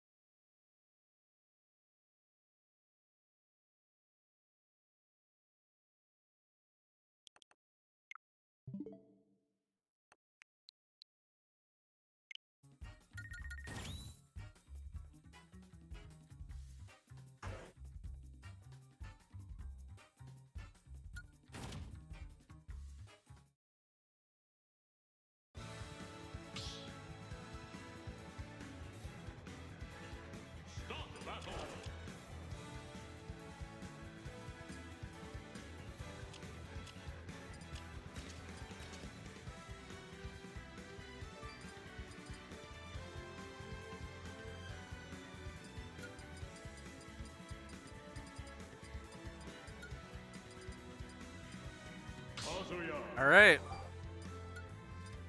The winner's side top 8 set.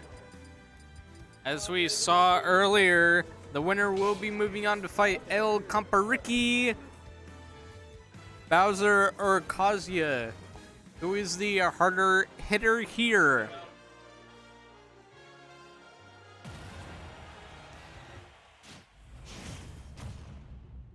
We shall see. We have at least 3 games to go. Kingers very up close to the camera here, starting off this first game. This is just going to be Advantage State City, I imagine. Yep. Oh, and tried to go for Nair down smash there. Unfortunately, air dodging that attempt on maybe reading a second Nair from Keeganers, so unfortunate, but very early stock for Keegan. We might be seeing I was saying earlier, Advantage State City. I feel like that's just going to be the only focus here of this set. going to be how hard Keegan is just going to pulverize Bowser, but Bulbasaur still has very strong neutral qualities. Exploiting that spot dodge there from Keegan, but pulling out the gentleman jab for a near knockout on Bowser, even at 140%, very strong. But going for the input grab to ensure the second stock is closed out. Keegan is looking for a zero death here, expecting the SDI away on the punch, but ooh, trying to go for a down B kill here. Command grab for a knockout. Wants to make things very, very quick. It's not disrespectful. It is optimal. Go for rage drive. Almost trying to take the stock with the suicide as well, but man, absolutely bullying Bowser off stage. Something that I'm very happy to see. Even as a player or a character like Kazuya, bullying Bowser off stage is something you really got to exploit against a character like this. Bowser's recovery is super linear and doesn't have very good priority. The up B by itself doesn't have a lot of priority, so able to exploit him off stage very well. But even that disadvantage state, the Kazuya up B is able to trade with Bowser down air. Bulbasaur is least happy that he got a stock off in that first game. Hard enough to seal one out, so maybe he at least got it for this second game. Let us see the adaptation here.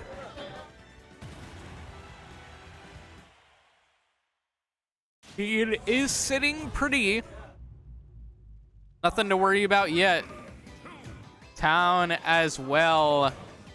We shall see. As we are sticking with the venue cam here in this second game, we might as well. And to see my face as I'm reacting to all of this lightning fast gameplay here. Over for that forward air, 72%. Ooh, climbing even further. Yeah, forcing an early up B, and yeah, Kazuya is not going to make it back. But the forward airs were giving Keegan a bit of height DI'd in like that. So potentially, if Bulbasaur didn't realize that he had to stop, he might have been able to let Keegan live. But going for that back air there, yeah, that is the issue with like trying to read SDI away off of those EWGFs from Kazuya, is that you read SDI away and then you're forced to go for back air, which loses you a lot of valuable pressure as Kazuya. You'd prefer to get something like, even if it was on DI away, something that would have been more rewarding, like maybe up air or something for advantage state. But armoring straight through the Bowser bomb for a stock closer there. 119% on Keegan though. A couple good Bowser hits away. That flying slam should not be closing it out yet. But one more certainly will. Tried to go for a suicide kill to see if he could take Bulbasaur's stock and keep a similar stock dynamic, but Bowser has so many ways to hit ledge hangs. Forward tilt is one of them, and that downer is another example as well. Tried to punish that downer on landing, but the landing hits of those kinds of moves are just so good. It's hard to reactively punish landing hits like that, so going for the big boot. Laser not going to close it out, but no jump for Bulbasaur. Getting that laser snipe to catch the double jump off of Bulbasaur. Last stock now. Dingy doesn't have a lot to make up. It is Kazuya after all. And yeah, we're seeing that Bulbasaur is sort of like preemptively SDIing things, so he's automatically prepping defensive options. And even at a percent like that, with the magic percent, up smash charged on Town will kill Bowser that early. It's just that strong. The big fist. 2-0 up for Keegan.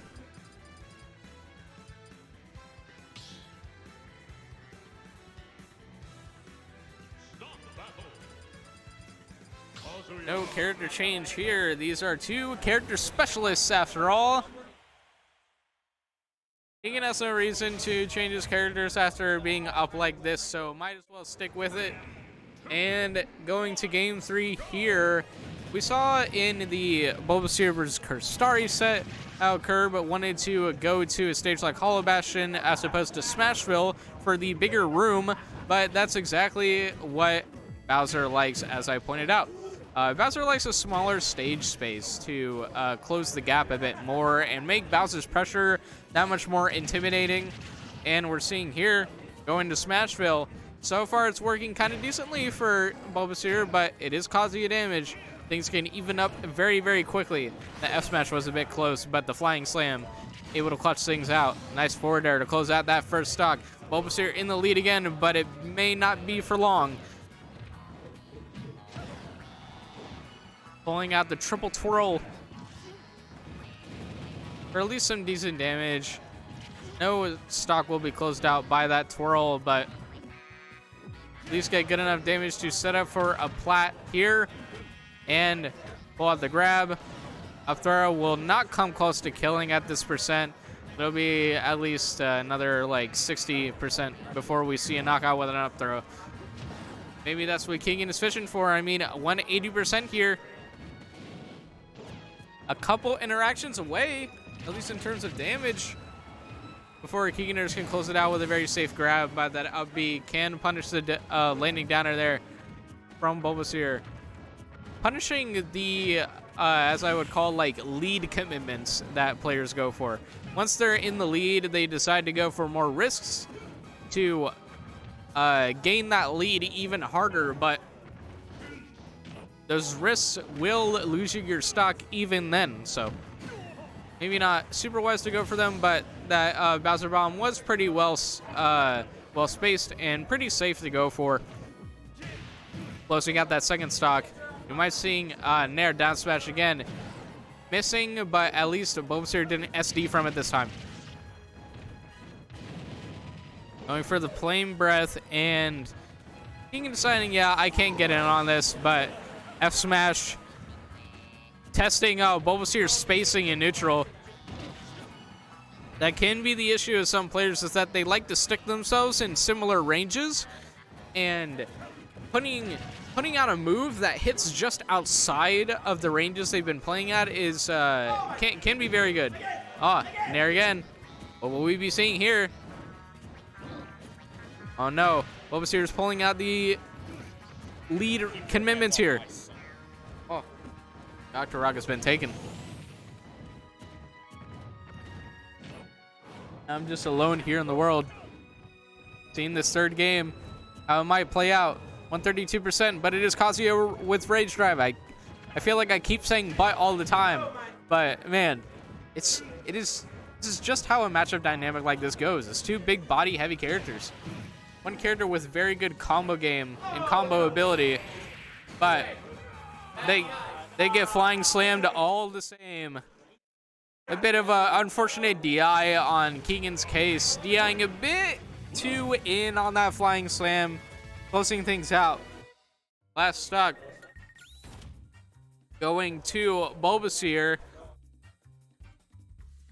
1-2 for Bulbasaur. You have to see the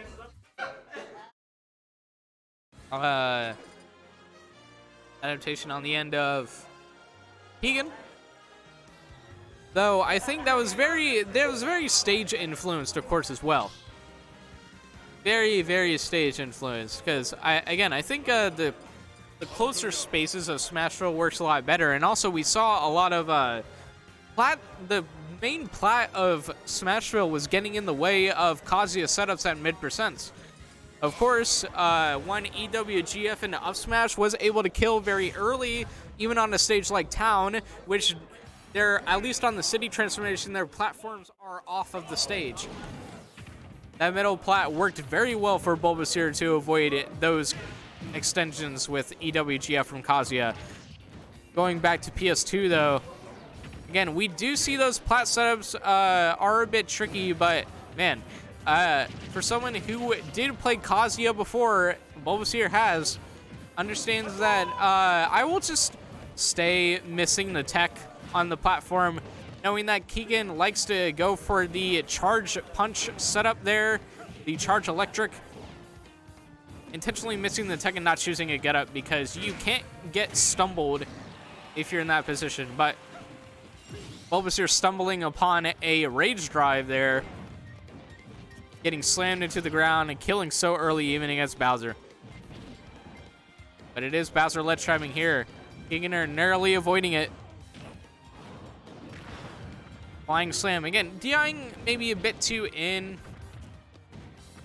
I'm not sure how much that is really biting Keegan in this position. We did see Keegan lose the last game from a bit of poor DI on the flying slam, but yeah, seems like Keegan knows that the right DI is to do down in that position. The DI varies depending on where you are on the stage, but he seems to have a good knack for it, understanding that DI in at some percentage just won't kill you, and at least it's not closer to the blast zone, so at least it was good awareness from Keegan. Catching that double jump, though, Kazuya might be done for. Oh, no, narrowly grabbing the ledge off of that laser stall. And DP after that side B punch. We are just one Kazuya stock away. Doing the full Kaz combo as well. You can't SDI away from the 10-hit string when there's so little stage room there. 113%. Down smash at the back. Last stock for Keegan. Oh no. I feel like Bulbasaur has been going for those shield break risks a bit too much, and yeah. One EWGF away from an up smash charge to victory, and we will be seeing Keegan move on to the winners finals here against El Campariki as I take the Octorok back into my own hands.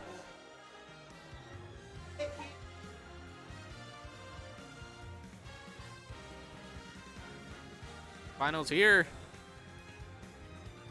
Kazuya Byleth or Kazuya Joker. We shall see.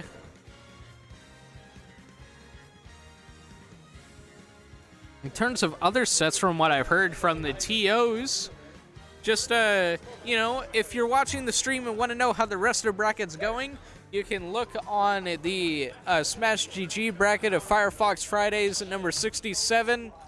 But also, if you're too lazy, if you're way too lazy, you gotta listen to me spout out what the sets are in the loser side.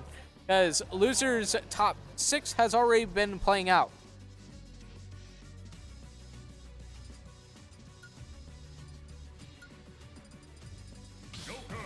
It is Hime and Ags in losers quarters, and Curbstari Shy not in losers quarters, but potentially in losers top 8. They will be fighting against a Bulbasaur. Whoever wins that one.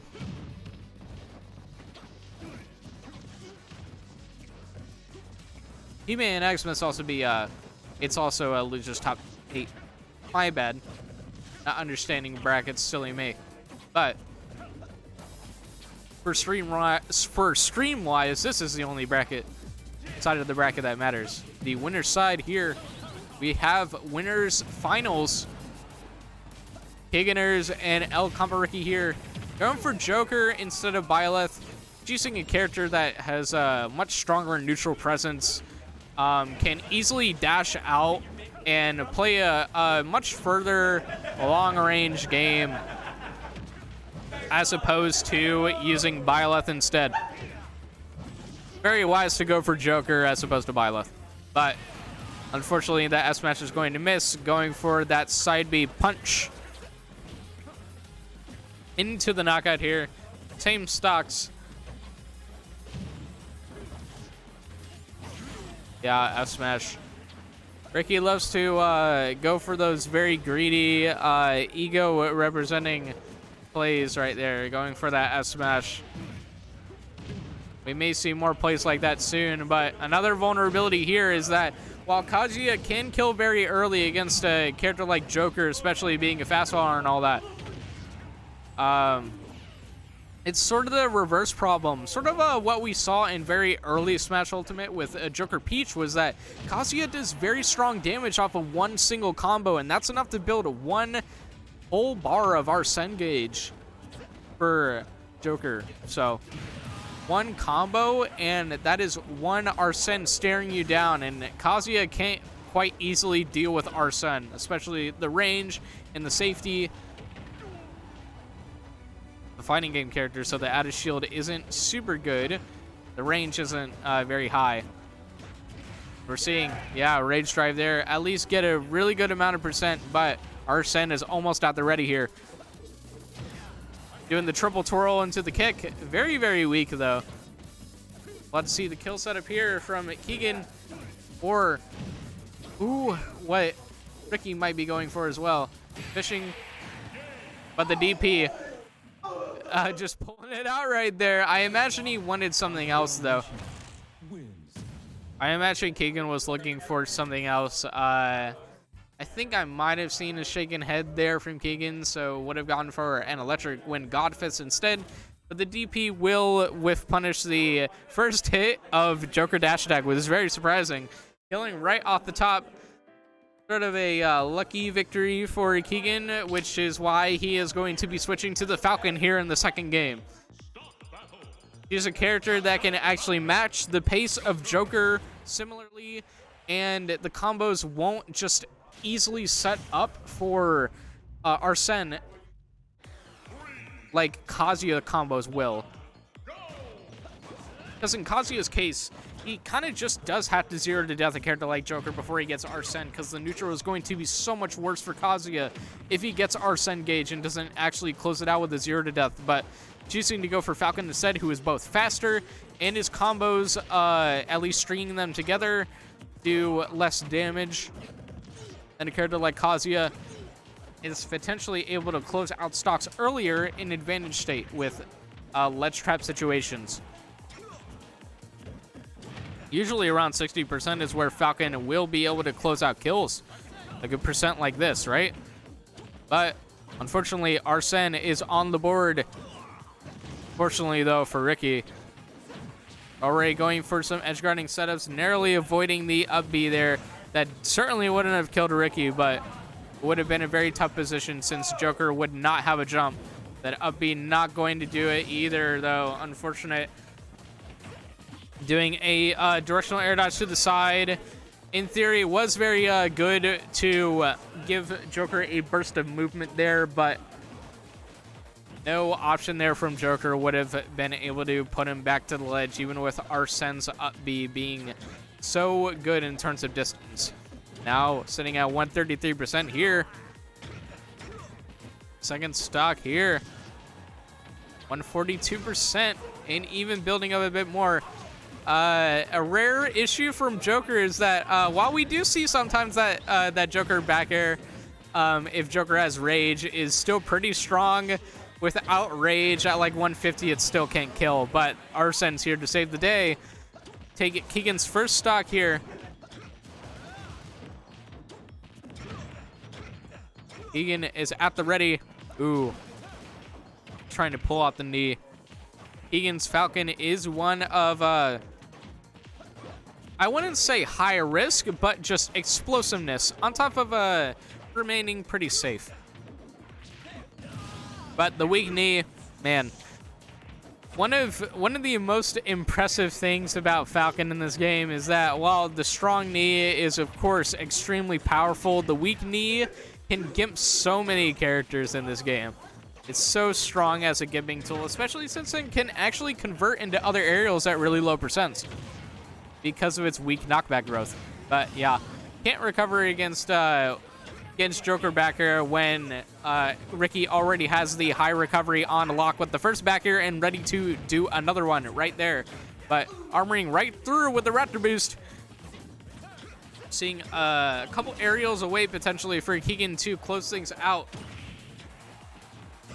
But, ooh, up smash nearly not closing it out, though. Oh, man. Oh, catching the jump get out with the knee, though. Keegan up 2-0 here. Nice jump read catch with the knee there. Not too risky for Keegan, especially since Joker wouldn't have put him in such a bad position. Would have to go for a very read-heavy, greedy edge guard with back air, potentially on a low recovery catch, but easier said than done.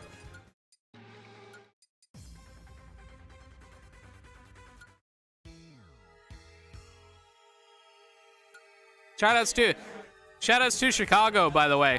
Shoutouts to Chicago. Sitting here in the lovely land of Glendale, AZ. Shoutouts to Chicago. Switching to Byleth instead. This makes a deal of sense, especially based on the performance of his Joker in the past couple games. Deciding to go for Byleth instead. He may just be more comfortable with Byleth compared to the Joker against a player like Keeganers. But already the damage is piling up. We saw even the first hit of Falcon up smash does so much damage. But yeah, unfortunately just DIing right, or air dodging right into that F smash. But luckily it was not the sweet spot, so Falcon gets to live another day, but not against that neutral air from Byleth. Such a strong edge guarding tool. Now we're seeing some comfortability here from El Camperiki. Again, that one notable thing is that Byleth, you may be looking at the stats of a character like this and you may be thinking, how is a character like this so strong? But it's the advantage state that matters. Many players in this game say that it is an advantage state game, so Byleth plays that absurdly well with such good advantage state damage and such early kills off of that advantage state as well. Ooh, trying to go for an up B to catch a jump out of hit stun there that most people like to go for after Nair up air from Falcon, since the old way of doing that combo was to go for Nair up air knee, trying to go for up B to catch a jump get out, but deciding to do up B the other direction just to keep it safe. But that up B just in neutral there was a bit too unsafe. Going for the out smash, and now Ricky is starting to play to his comfort again. The Byleth certainly has seemed to help. Spot dodge down smash, a classic, especially from Byleth players. If they shield it, you're toast. Trying to pull out the down tilt on to catch the ledge hangs against Byleth, but Byleth will be making you back here even after a down tilt like that. You gotta kill Byleth raw to be able to actually take a stock off of them, or else they will most certainly make it back to the stage. The recovery from Byleth is just so good. One of the best recoveries in the game easily, and probably, man, one of the best from super good characters like this. And yeah, high up B certainly won't have the distance to reach, catching with the F tilt. 2 stocks left on Ricky's end. A convincing victory here in the third game. A couple more games to go. Ricky wants here to move on to winner side grands. I'm going to look while we have some downtime. See that Ags and Hime still playing. It is a best of 5 here in top 8, so it seems that Curbstari and Shy are also still playing it out.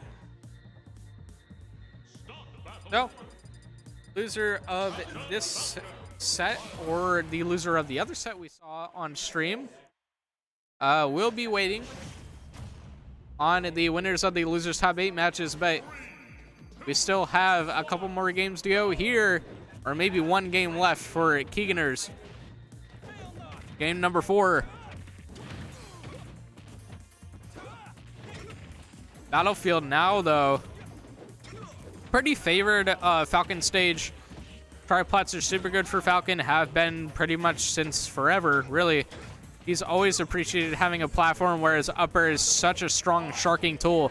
And notably, since Falcon in several iterations has been very vertically focused in terms of his combo game, he loves having the platform as extensions to his combo game.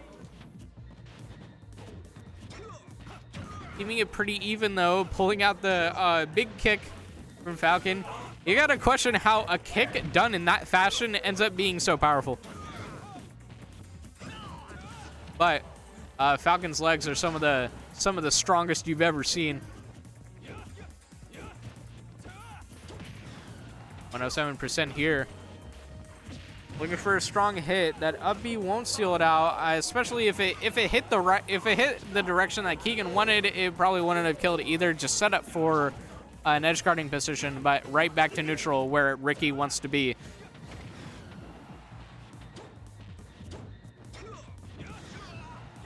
Pulling out the F tilt, such a consistent option, as most F tilts are, but I find myself to really enjoy a move like Byleth's F tilt. It's so consistent at what it does. It is the good or reliable. The ledge trap position, trying to ledge trap from the small battlefield plat, an adaptation of the game that I would enjoy seeing more. Ledge trapping from a platform can be really strong, especially since most characters' aerials are really good. Really high range on a move like Byleth forward air as well. But seems he doesn't quite need that. Pulling out with the F tilt to close things out and unfortunately DIing right in on the dash attack. Even stocks again here, but Keegan is still at the back foot. Ricky has seemed to find a few too many things, a few too many habits from Keegan to properly exploit. Seems you are playing the basic Falcon a bit too much, going high with Falcon recovery a bit too much. Catching it with the forward smash there, even on weak hit, able to take the second stock. One more for Keeganers here. Inching ever closer to a game 5.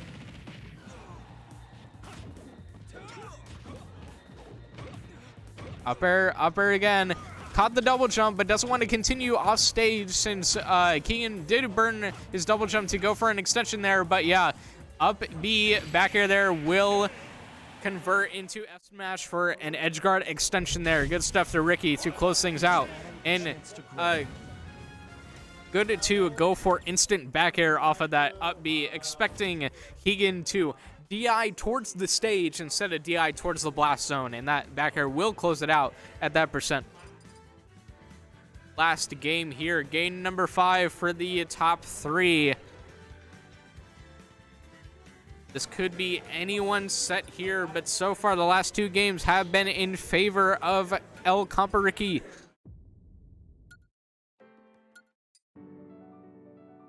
Will we be... Oh, I'm excited. I'm excited for the... Okay. Going for aloneness here. Always got to be Tekken Trex. But here we are, game 5. Keegan deciding to counter pick to the Kazuya instead of keeping it to the Falcon. Seeing that the Falcon performed pretty well against the Joker, but not quite against the Byleth. Seeing if the damage output of a character like Kazuya will help way more. And yeah, you can't hold that ledge too long, even against a character like Kazuya, because that down smash is going to take a very early stock. 2 more away. Keeganers looking to get that grand final sealed right in. Pitch the ticket. Even more damage. So valuable. Even if that didn't take the stock, choosing to go for an up smash ender just to get a nice 91%. Keeganers is confident in his neutral against a character like Byleth to take these very early stock knockouts, and that is one up tilt EWGF2 up B. One more stock away here from a 3-2 victory for Keeganers, and that is one grab here. Are we seeing it? Are we seeing it? No knockout yet, but I feel like I'm sensing something. I'm sensing something very close here. Though, El Compa-Ricky still has some fight in him. Keeganers is right back in neutral though, and one range drive away. Not going to get it, but it seems that I feel as though on the second stock that, it seems that on the second stock here, Keeganers might get a chance to get that rage drive again if Ricky isn't able to close things out with Byleth on the second stock super quickly. 98% though, so close to the rage drive. He has to watch out for the command grab, and yeah, that's something you got to look out for.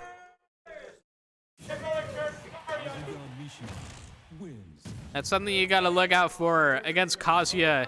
It's the classic ledge trap position. You never put yourself closer to roll get up distance.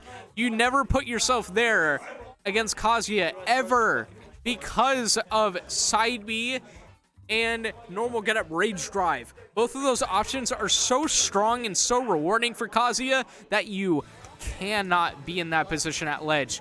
You should be at roll get up distance and further away. As much as people might disagree with me on that. Some people might be disagreeing with me. But trust me, that comes from experience. You do not want to be in that distance against Kazuya. You will just get eaten alive. That is the range he loves to play at the ledge. Unfortunate spot for Ricky to be in. Put himself right there. Keegan absolutely abusing that 3-2 victory. Moving on to Winterside Grands, but we're done with Winners Finals and moving it right back down to the losers bracket. Losers quarters here. Rambo was in the Winners semifinals, so waiting for his chance to fight his opponent in losers. It will be Curbstari, PT against Cloud. Now, if Curbstari's last opponent, Shy, did go Cloud in their last set, Curbstari might already have a decent amount of experience from the last set that she played to fight against Cloud here. But we shall see. Of course, it is two different player dynamics. Rambo is pretty fast-paced. Much more favored towards the scramble. But again, character experience alone could be enough. That Withdraw starting things off, and Limit is close to being built. Rambo's looking to get a hit into Limit here, but unfortunate jab block position there. F-tilt is so hard to react to, and tech chase with.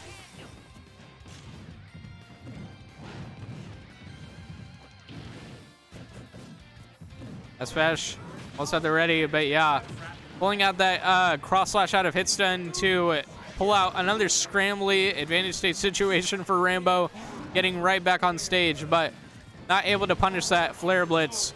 It's pretty risky to try and punish it. And we're seeing the Curbstari favorite Charizard. This is pretty much Curbstari's favorite.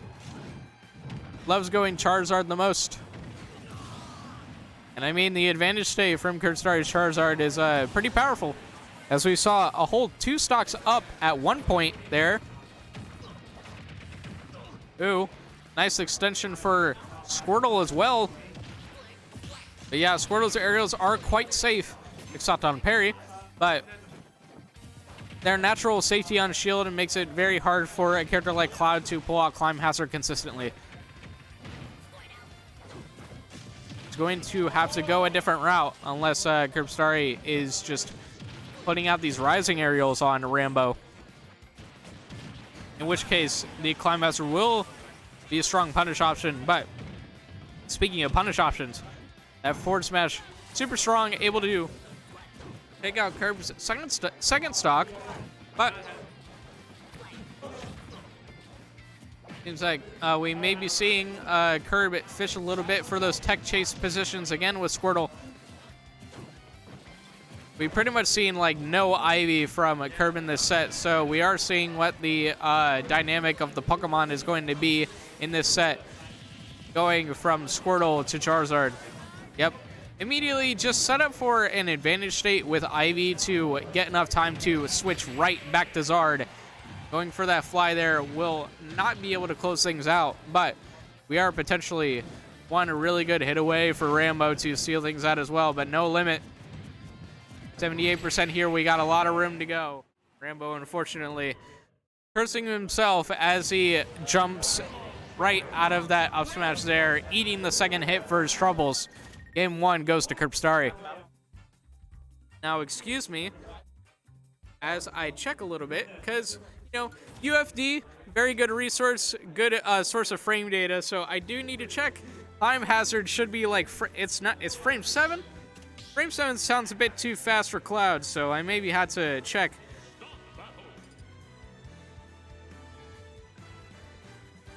I can't believe I got trolled by the person who's playing on stream. I hope what Curb Story said wasn't caught on the mic at least. Shouldn't be.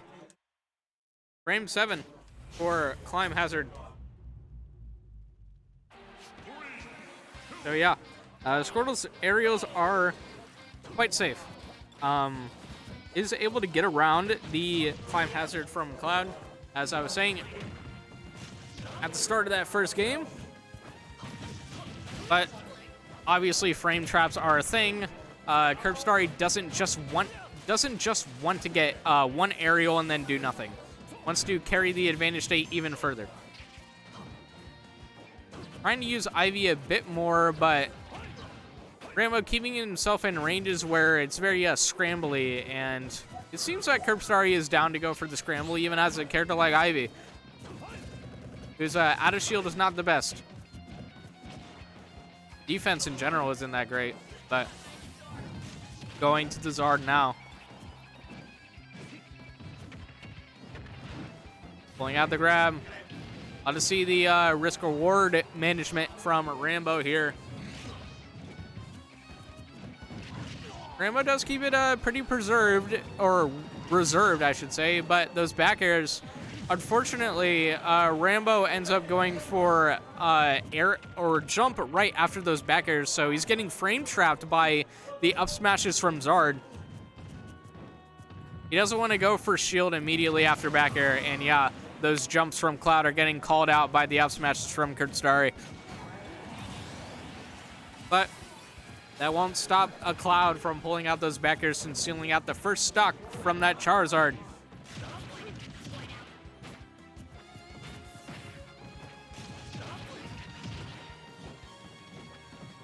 No big advantage state position off of that Climb Hazard for Rambo. Just sitting right back in neutral. The when I can't win neutral yet move coming out from Curb Story, pulling out the withdraw. Didn't seem to work, but at least got down throw waterfall for some very good damage and a nice Razor Leaf up air as well. Trying to read some air dodge from Rambo, but not getting anything. And doing the high recovery to double jump for Zard to land it right back on stage with the high recovery.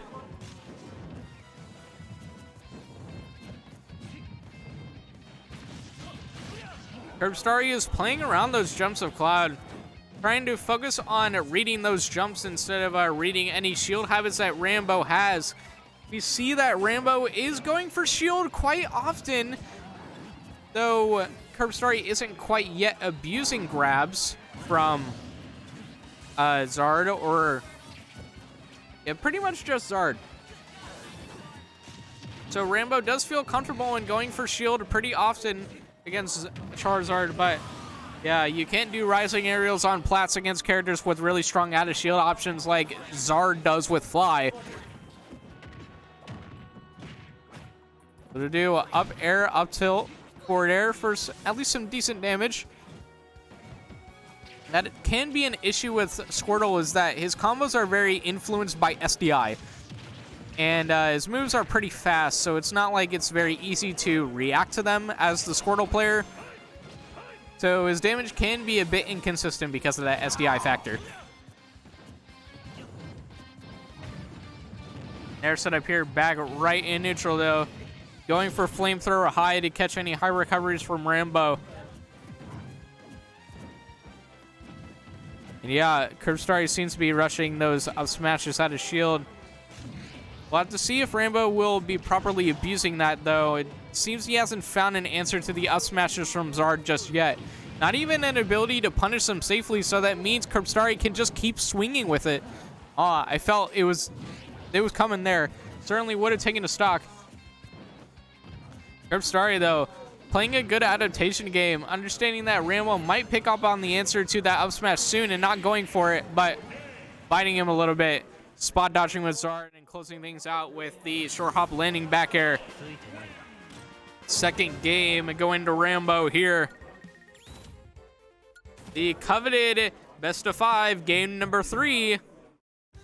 Who is going to go up just one game to be one game away from victory here and moving on to the top 4? We shall see. see what the result of Hime and Ags was, actually. Would it have been DDD, or would it have been Sephiroth? We may see later on here on stream, but for now, it is still Rambo and Curbstari going at it.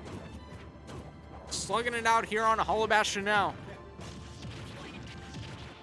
This is the second time that I've seen Curbstari on stream at least go to Hollow Bastion as a counter pick, so it seems that Curbstari just favors this stage. Maybe not even just as a character thing. It's just, I like me some Hollow Bastion. Everybody loves the new stage, but hot take is just a bit too similar to Smashville, for my taste. But good first stock closing out for Rambo here. Nice up smash to seal things out at the beginning here, and man, he is being absurdly climb hazard happy.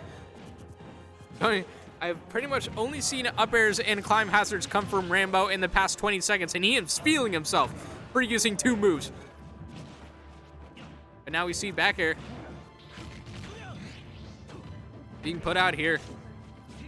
Yeah, Rambo really loves to go for those climb hazard ledge trump setups to intimidate the opponent.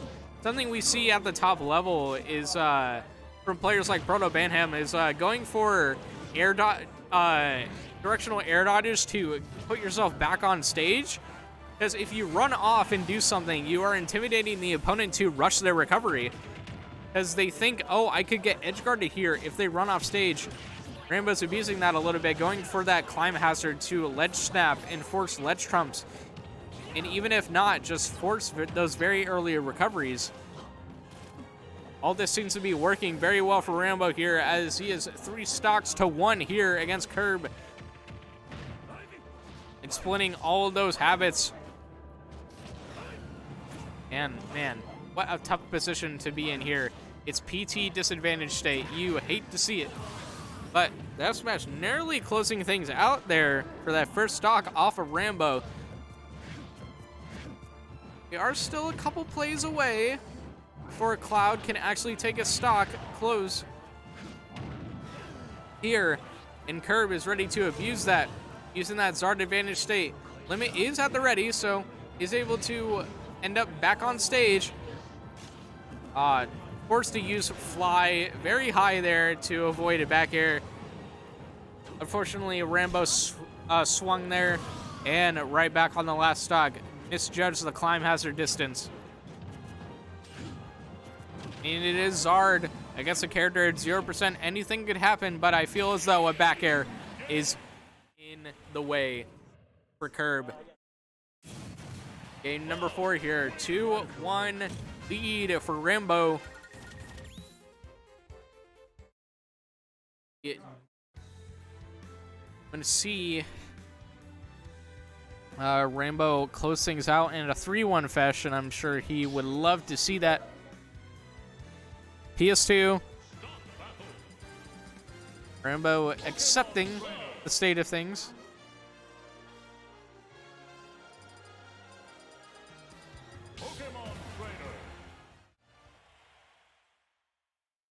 Right back.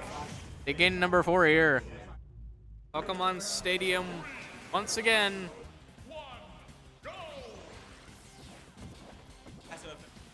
And we'll see if any home court advantage will be in play here in this game, but you know, PS2 is everyone's home court in Smash. It's not just Pokemon. Pulling out a double climb hazard there, akin to a Pyra up B, as I would often see. Testing me. It's like, yeah, you don't hit your ledge trumps, so I'm fine with just going for a climb hazard here. Test yourself. Good advantage state sequence here from Rambo, and yeah, that's another back air. Zard was hit just a bit too low with that back air to actually flare blitz to the ledge. Had to have flare blitzed immediately to be able to actually get back to the ledge, but maybe even then wouldn't have been able to make it back.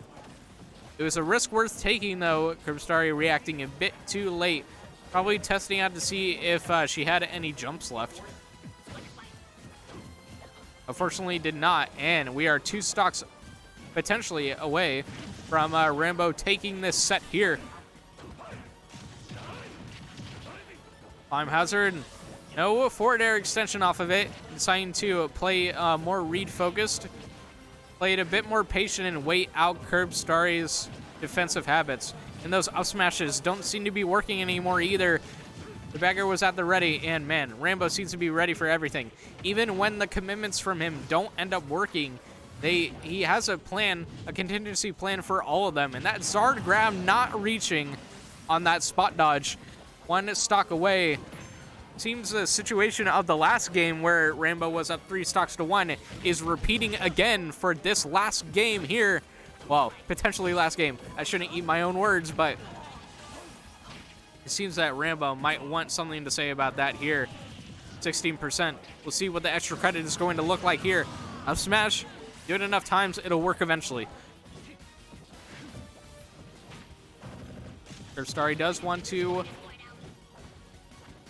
prove herself here. But as Squirtle, it might not work out, especially if you Pokemon trainer switch here. And Rambo, as a PT player himself, does understand the disadvantage sequences that most PTs are going to go for. Exploiting that Vine Whip immediately and going for the down air there, sealing it out, spiking on the last stock. 3-1 victory for Rambo as he moves on to top 4.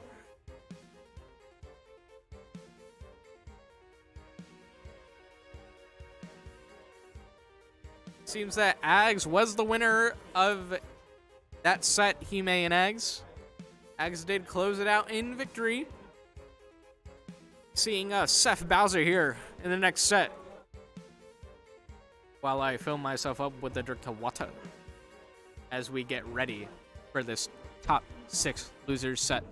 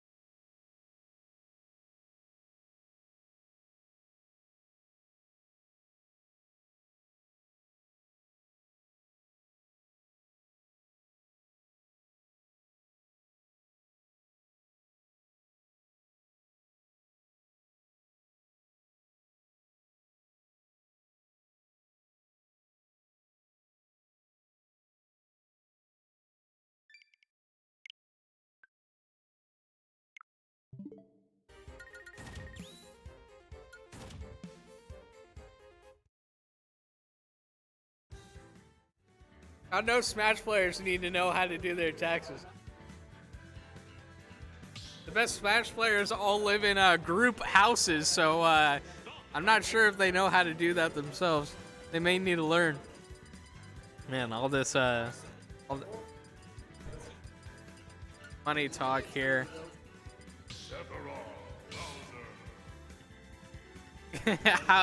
That's evading it, though.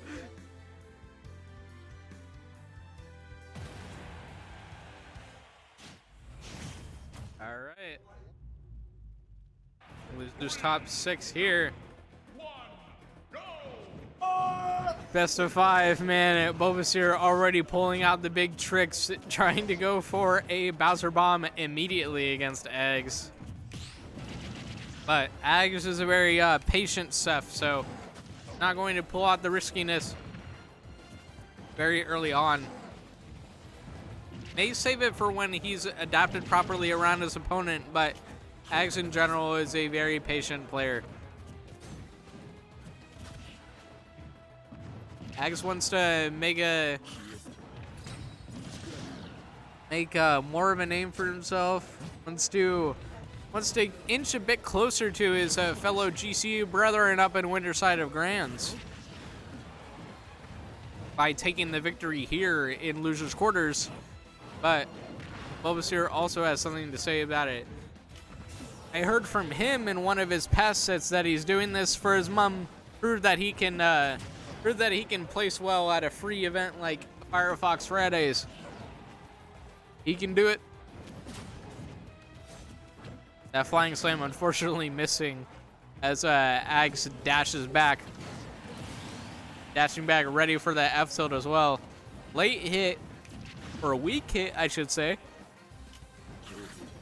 Closing it out on Bowser pretty late. But that's something you gotta be comfortable with as some characters. Or even against some players who are very good at preserving their stocks, you just gotta be content with the fact that you might just kill at like 180. Good conversion there. Shadow Flare and a grab from Ags to get a nice bit of percent. Trying to set up for a forward throw dash attack as Seth. Sort of a rare combo. And yeah, that up B is going to get punished right quick. Ooh, Ags is a bit lucky that that downer ended up clinking against that up smash from Bowser. Otherwise, Seth's stock certainly would have been closed out. He was at 58%. That would have been curtains on PS2.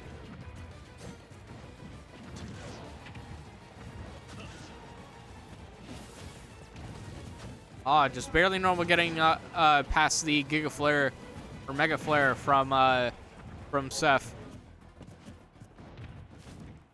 But man, these dash attacks aren't finding their mark just yet. But yeah, Bulbasaur is now playing the Fundies game of what are your evasive options after these aerials? Because that is one thing that Seth has that is very vulnerable.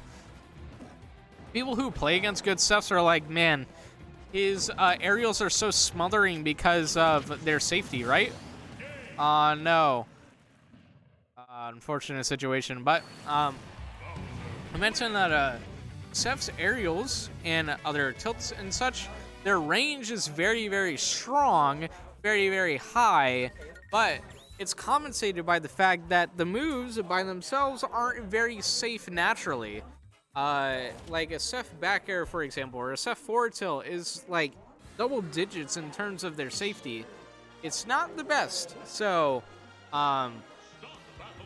some characters, or every character, usually has universal options that can get around that. Usually, if a move is like -11, they always have enough time to shield drop, and now they can pick whatever option they have left. And another unfortunate vulnerability from Seth is that, his moves on startup are quite slow as well.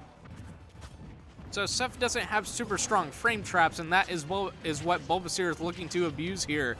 Looking to abuse Ags's player habits. See if he's going to dash back repeatedly after any aerial attempts.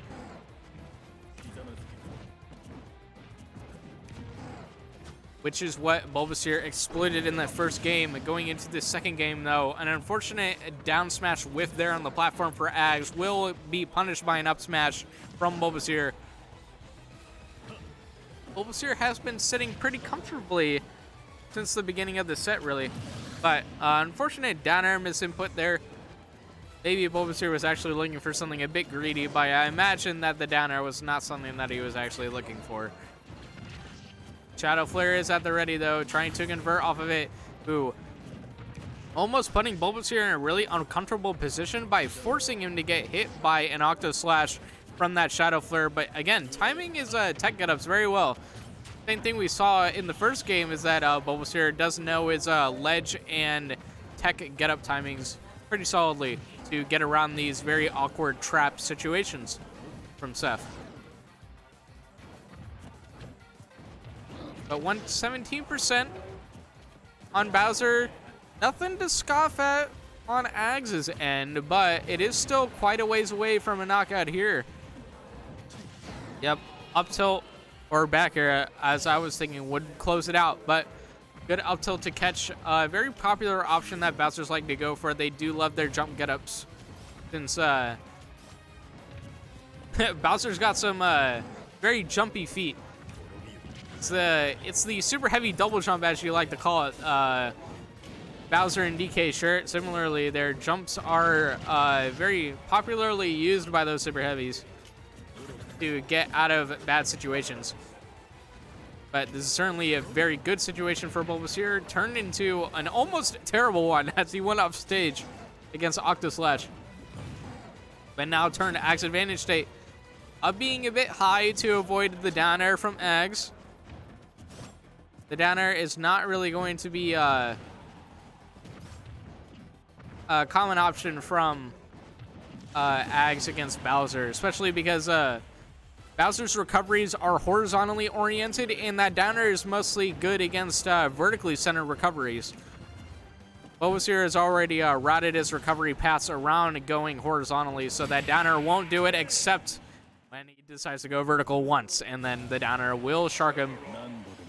Take that stock, just as the game has cursed me to be completely wrong on what I was saying. Come on. Throw me a bone every once in a while. Let's see the stage pick here. It's a good adaptation on Ag's end. Very solid advantage state. It's well exploited Bulbasaur's recovery paths as Bowser pretty well.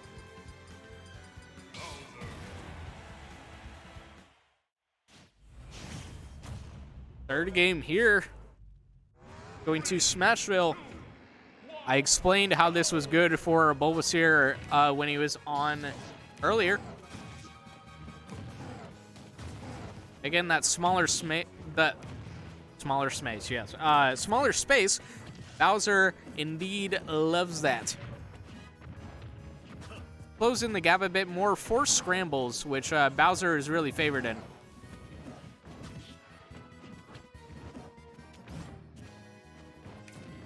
But it seems Ags does not mind. Actually, can probably appreciate the fact that his moves at such high range to cover the middle plat super well. And also, having a plat so close as well means that your aerials can still hit normal getup.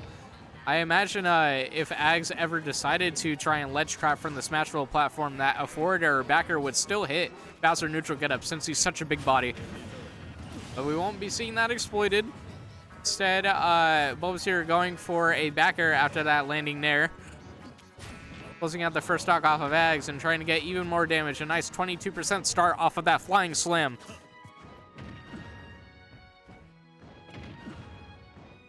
Pulling out the little drop kick. It's always been one of the silliest looking moves. 169% though. Yeah, the up air was still on the weak hit, unfortunately, so not able to close things out. But again, Ags is very comfortable with the fact that his Seth in particular might just kill a little late, but as long as his neutral is still strong enough, he can close things out without taking too much damage himself. But that is kind of the opposite of what we're seeing here as he DIs in on the flying slam. 110% here, and this is Bowser with max rage, so that down tilt will be able to close it out on a lightweight character like Seth on 110% there on the Smashville side blast zones. But a forward tilt will be able to close it out there. Almost not closing it out, especially since it was a very weak hit from F tilt there against Bowser. But that is one stock for Ags. Still 2 more to go, and it seems his defensive options are getting exploited a bit too hard here by Bulbasaur. Ooh, another issue as well is potentially Bowser tough guying straight through the little flick from the Shadow Flare from Seth. So able to just dash attack right past that and doing another flying slam. Those flying slams have been very high percentage of success here throughout this whole set. Unfortunately, jumping right into the Mega Flare. Losing his second stock, but 103% is just one good Bowser hit away. Good DI from Ags, though. Not going to DI away to lose his stock earlier than he should. But 127%, any good Bowser hit will seal it out here. Bulbasaur is looking for a flying slam again. And catching the double jump with the forward air. Bulbasaur hated to see that one.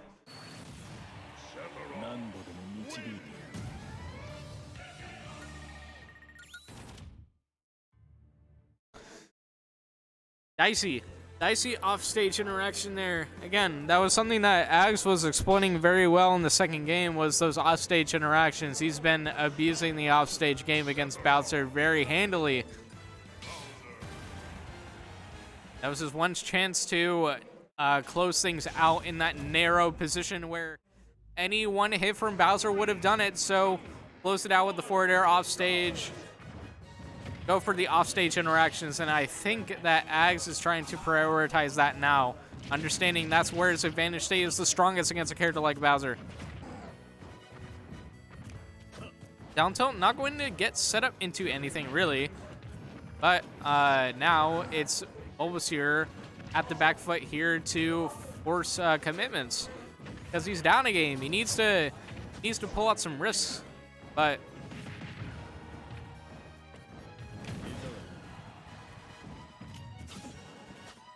maybe seeing as well get a little comfy. Ags, at least. Seems to be putting the fear in Bulbasaur even when one Shadow Flare tick is there. And yeah, the exploitation of the Smashville plat right there being exposed by Ags, the sweet spot up smash able to hit on the roll in tech on the Smashville plat. It covered every single tech option possible. Flying Slam again, though. Not going to take it, but one more Flying Slam at this percent certainly will. Or downer will as well. Even stocks here. 50% for Bowser. Not too much for Bowser to come back from, especially if he does get a couple good reads. But Ags is looking to climb the percent even higher.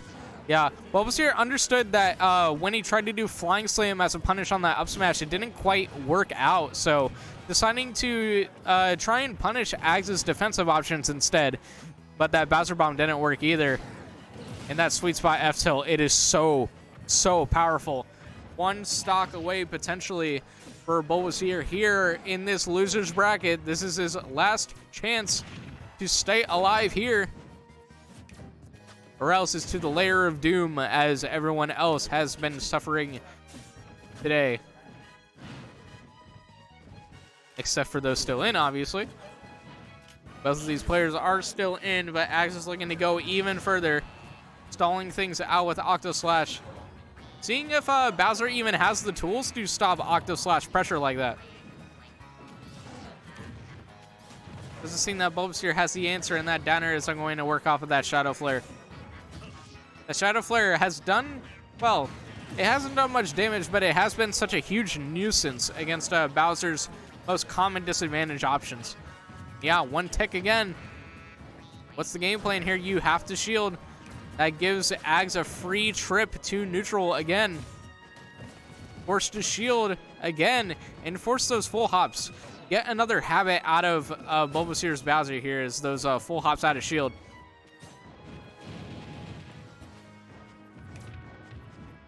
Though I'm seeing Ags is picking options that are a bit frisky. Potentially, I mean, he probably feels comfortable here just being more defensive, but he's pressing buttons a bit too much. He's not focusing on waiting things out. So we may see a potential comeback situation from Bulbasaur here, but that back air there will close it out. 3-1 victory for Ags here. Moving on to the top four.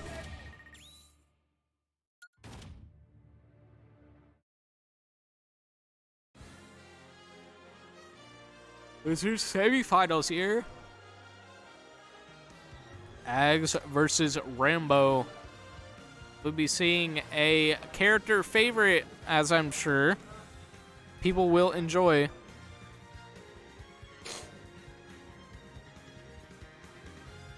Will be Sephiroth Cloud. A dynamic everyone loves to see. Final Fantasy favorite.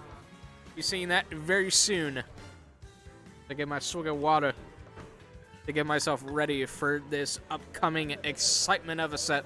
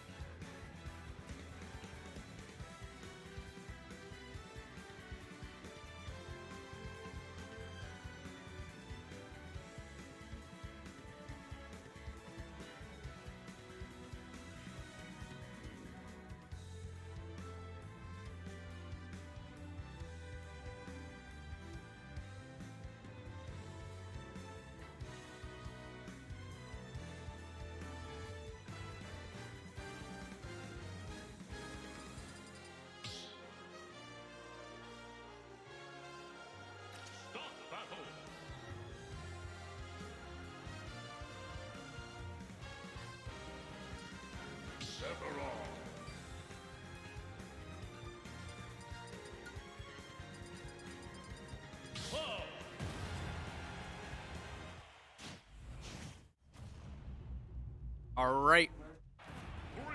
Losers semifinals here. Ags versus Rambo.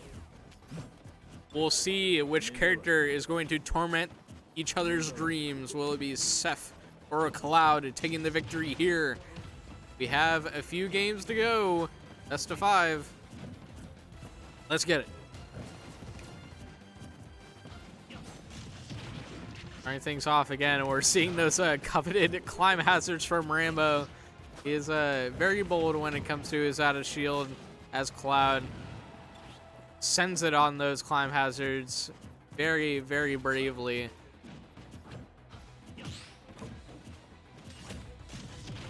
Exploiting that lack of safety from Sephiroth.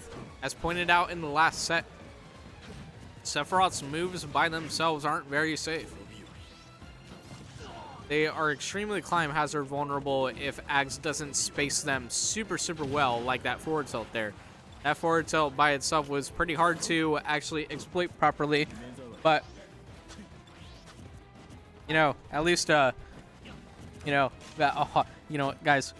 main projector that I'm looking at is not active anymore, unfortunately, so I need to reach over a bit here and actually watch the footage from this end, but at least it is an even match here. 100% on each player's end, and we might be seeing a limit punish here. No limit climb hazard, but an Octo Slash will be resetting things back to neutral. Yeah, they're all just feeling each other out, getting a bit jumpy. For the Mega Flare setup here. Nothing off of it, though. Putting out the back air as a whiff punish on that Cloud dash attack. Expecting that DI'd in dash attack certainly would have taken the stock against Ags, but surprisingly that back air not able to close things out either. Ags is looking very comfortable here. Unfortunately missing that forward air timing on the landing, otherwise that up smash would not have worked out. One hit away from a limit though as Cloud. Dash attack starting it out, and an Octo Slash to send even further, potentially, yep, forcing the limit climb hazard to burn the limit immediately. It's exactly what Ags was looking for, to burn the limit as soon as possible so the damage doesn't pile up even further, and we have a Giga Flare catching the non-snap range of Cloud's Climb Hazard. The only time or position where Cloud can actually snap the ledge with Climb Hazard is when he's right near the ledge. So, not able to snap there. Last stock for Rainbow here in this game, number 1. And Ags looks so cozy.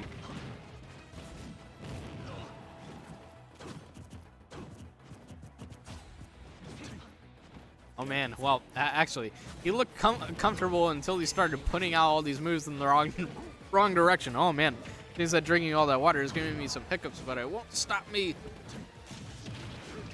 Won't stop Rainbow from pulling out all these climb hazards either. Oh man. Stream is gonna love hearing this, I'm sure. The viewers at home.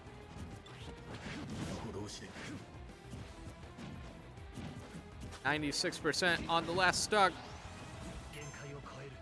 One limit charged up at the ready. Can't forward our stall against that either.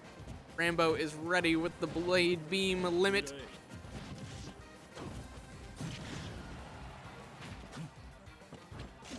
Bring out the backer to set up for advantage state. That's where Ags feels most comfortable. Is that the ledge trap or the edge guard position? We haven't seen Ags go off for edge guards too often, but since he exploited Bulbasaur's edge guarding in the last set so hard, we may be seeing him pull out some edge guards later in this set. But he's keeping it comfortable, prioritizing the ledge trap. The upper narrowly missing against Rambo. I mean, it is at least on the last stock. Rambo is not quite out of this yet. Trading Flare with Blade Beam though. Just one really good Seth sweet spot hit away. Even a sour hit now would be enough to close it out of the ledge, and pulling out that very close ranged up air from Seth will be taking the first game for Ags.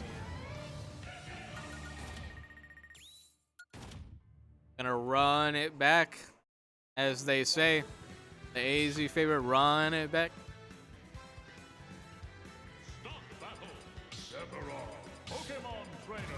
Switching to Pokemon Trainer. Or at least some people are sad about that. No special character rivalry here. We're just getting the Pokemon against the Sephiroth with the big sword. Glad to see Rambo's pace against Sephiroth as his Pokemon here, especially as Squirtle. Seems he's already starting to smother Ags quite a bit with the Squirtle. And yeah, the Octoslash done a bit too soon as the Water Gun is able to take out Ags' first stock. And we see a very early Sear to death here from Rambo. Trying to keep the momentum. And yeah, Ags doesn't seem to know what to do about these very fast Squirtle aerials. Such a different dynamic compared to Cloud, who has to wait out and delay his aerials to be as safe as possible with his back airs. Comparatively, Squirtle just puts out those rising aerials, which are very safe against Seth, and pressure is so hard to deal with. And Squirtle is so scrawny, short, and nimble. It's tough for a character with really large hitboxes like Seth to easily exploit.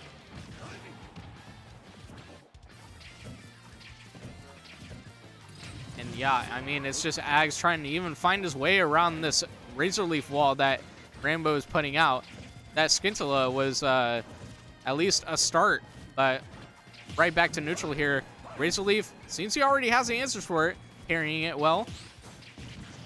That is the big exploit of Razor Leaf, is that it is very vulnerable to parry. But no matter the parry, can't do that in the air, so get exploited with the Ivy up air. And a Flare Blitz armoring straight through the Mega Flare, but still going to take a ton of recoil. Up Smash will take out Rambo's first stock, but after that 0 to death, the lead is just so hard to climb back from for Ags. I'm sniffing a game 3 with 1-1 here, but potentially we may be seeing adaptation from Ags' end. But Rambo is fully in the driver's seat here. Driving right on in with that Squirtle dash attack. Building up even more damage. Water gun is at the ready, just in case of any very early Octo Slashes from Ags. And yeah, this advantage state is pretty much all Rambo in this game. Ags is committing to these down airs, but he's still not getting any chances to properly hit Rambo. I mean, at the start, this second stock has lasted so long for Rambo without getting much damage taken.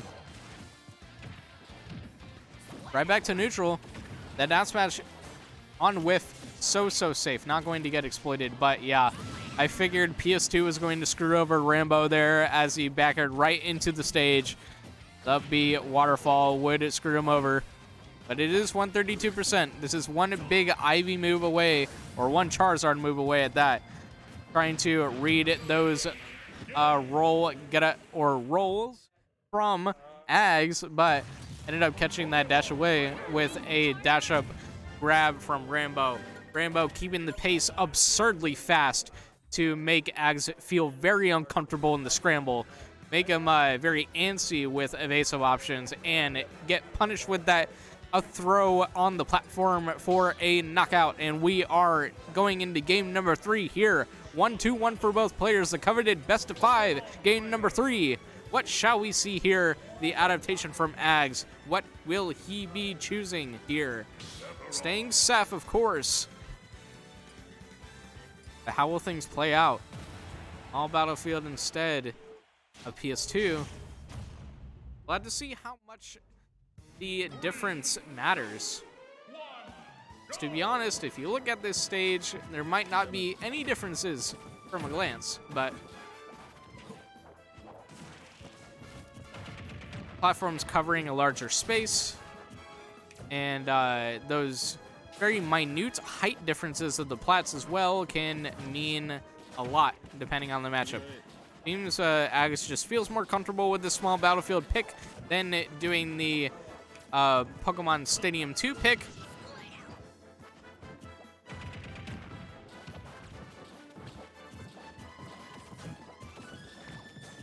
And doing percents here. Is that Ags is already getting a bit more comfortable compared to the last game against Rambo's PT. Sometimes it just takes a game for you to figure things out. But I imagine that Rambo doesn't just want to be that one trick pony. Doesn't want to give it just one game and that's it. In fact, it is Rambo who's still in the lead here.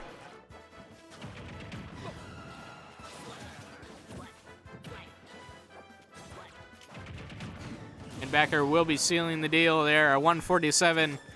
Second stock for Ags. Ever since this PT switch, it's just been almost all Rambo. GCU doesn't get a whole lot of P2s as experience. In fact, Kirpstari, as we saw earlier, is quite the rare sight at Rambo as well.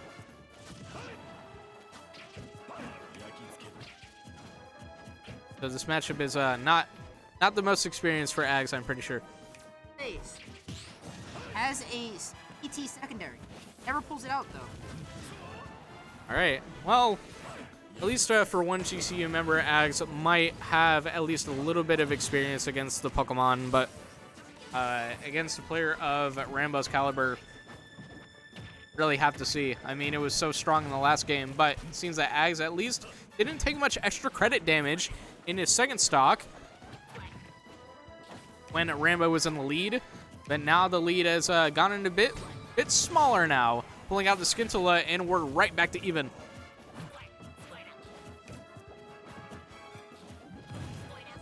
F-throw here, and yeah, F-throw Octo Slash, it's not a real thing, but we saw that Ags went for that in other sets, so not too uncommon to see. At least get something from your positioning throw, right? But that waterfall will get easily punished by the sweet spot S-smash there from Cloud. And yeah, DIing right in on the down throw. The down throw was done really fast, so it was testing Ags' reactions to it. And DIing right in for the Vinyl Whip. Even stocks again. Good damage setup for Ags, though. Down air into the Shadow Flare to set up for some good damage, and double jumping right into the Mega Flare. Rambo has to be a bit more careful with his recovery timings at ledge. Doesn't want to leave himself too vulnerable, and man, he was really feeling himself on that Vine Whip read, but not quite going to do anything off of it. Up air to get even more carry. Still keeping it quite close.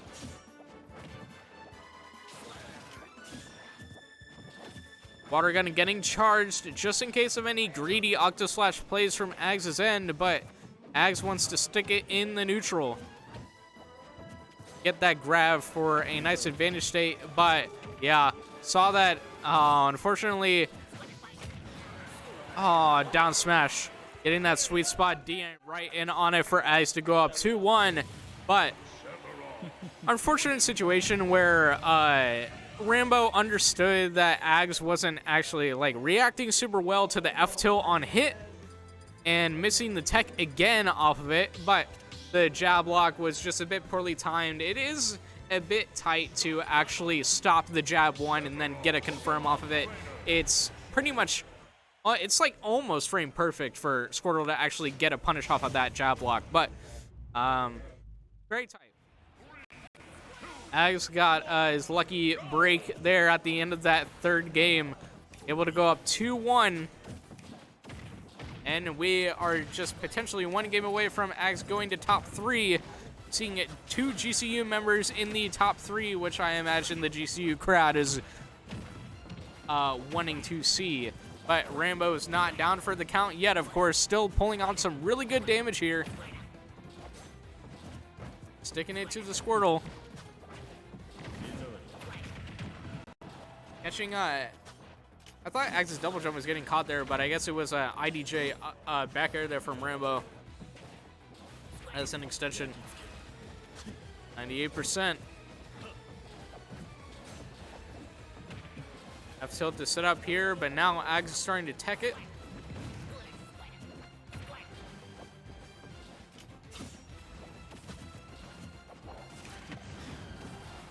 Withdrawing right into Ags, though. 124.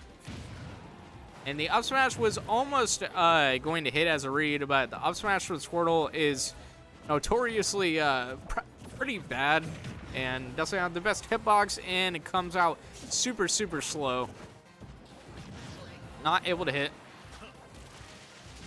That waterfall will find its mark, and Rambo has been pretty much all Squirtle here. Doesn't want to give any disadvantage state to Ivy or Zard, as we see, immediately getting tossed for his troubles. Getting to avoid the Giga Flare with the Vine Whip, though. A bit lucky that that's a thing, at least. But Ags seems fine to charge up another Mega Flare after the Giga Flare just to intimidate Rambo to actually recover. But a missed fly there. I imagine that the down air likely would have hit on Charizard if it hit fly in the other, direction though. So would have been a stock for Rambo, for Ags against Rambo. Either way, but right back to even with that back air off the side. Up air to back air.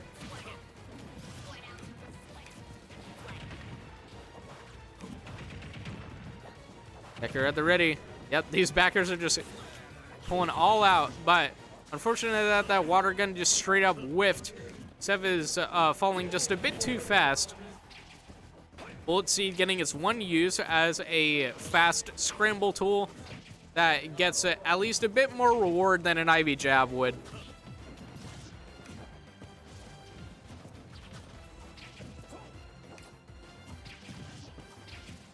Pulling out the Razor Leaves, going all over with the Razor Leaf projectiles here.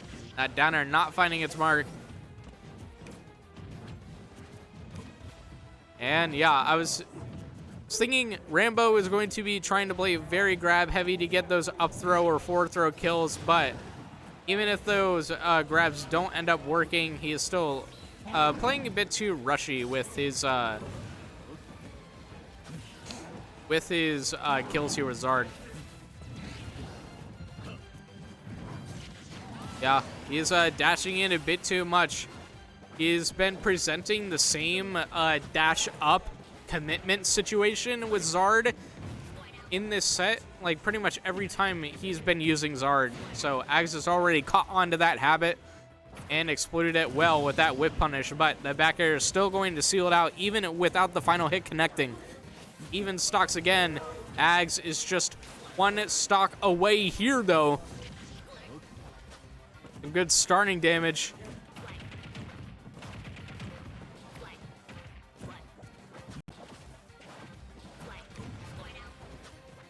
And, hey, Scintilla completely whiffing as well. Yeah, this really could be anybody's game. I could see it go either way. But Ags has been on the winning end here in terms of who takes the stock first. As long as he doesn't keep himself too risky. But Ags is a very comfortable, safe player. But unfortunately, it was a very well played set from Rambo, but it was Rambo who ended up doing Fine Whip a bit too early. But we see that Rambo accidentally doing up on the up B a bit too early and just grabbing the ledge with Vine Whip a bit too early. He knows that. He knows that the Vine Whip was not going to be like exploitable for him, right? I was just gonna like oversee. Okay. So he knows that the Vine Whip being able to hang there would avoid the Giga Flare, but he unfortunately just hit up again as an accident. I did see him do that earlier in the set, so it's something that he knew that was capable of happening.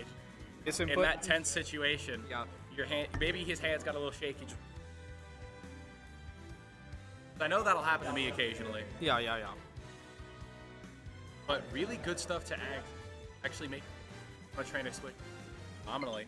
After that pretty convincing game against this Cloud, I saw the PT very good in that first game against him, and it was all both players in there for adaptation. It was what happened. It was that second game, like it started off with a very strong 0 to death from Rambo, and if you looked at just that first stock, you were like, man, I don't know, it seems like it's going to be tough for X, especially with Squirtle's nimbleness, but we had these best of fives for a reason, get a lot of time for these players to adapt. Ags adapting well around Rambo's PT, and now has a new opponent up against him, is going to be El Comparicki's Byleth, or Joker instead, against his Sephiroth. Yeah, and we saw El Comparicki came here pretty comfortably from finals lose out to keep Ags has been pretty long and hard-fought losers run. I think round 3 he's been fighting for a long time. He's fresh with that high level.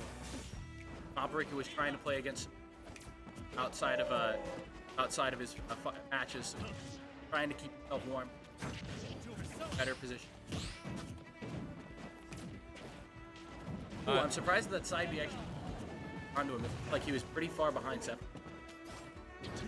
It's a weird smash hitbox interactions you don't see every now and then, but making it back to center stage, and biggest thing is going to be the range dynamic with Arsene against Sephiroth.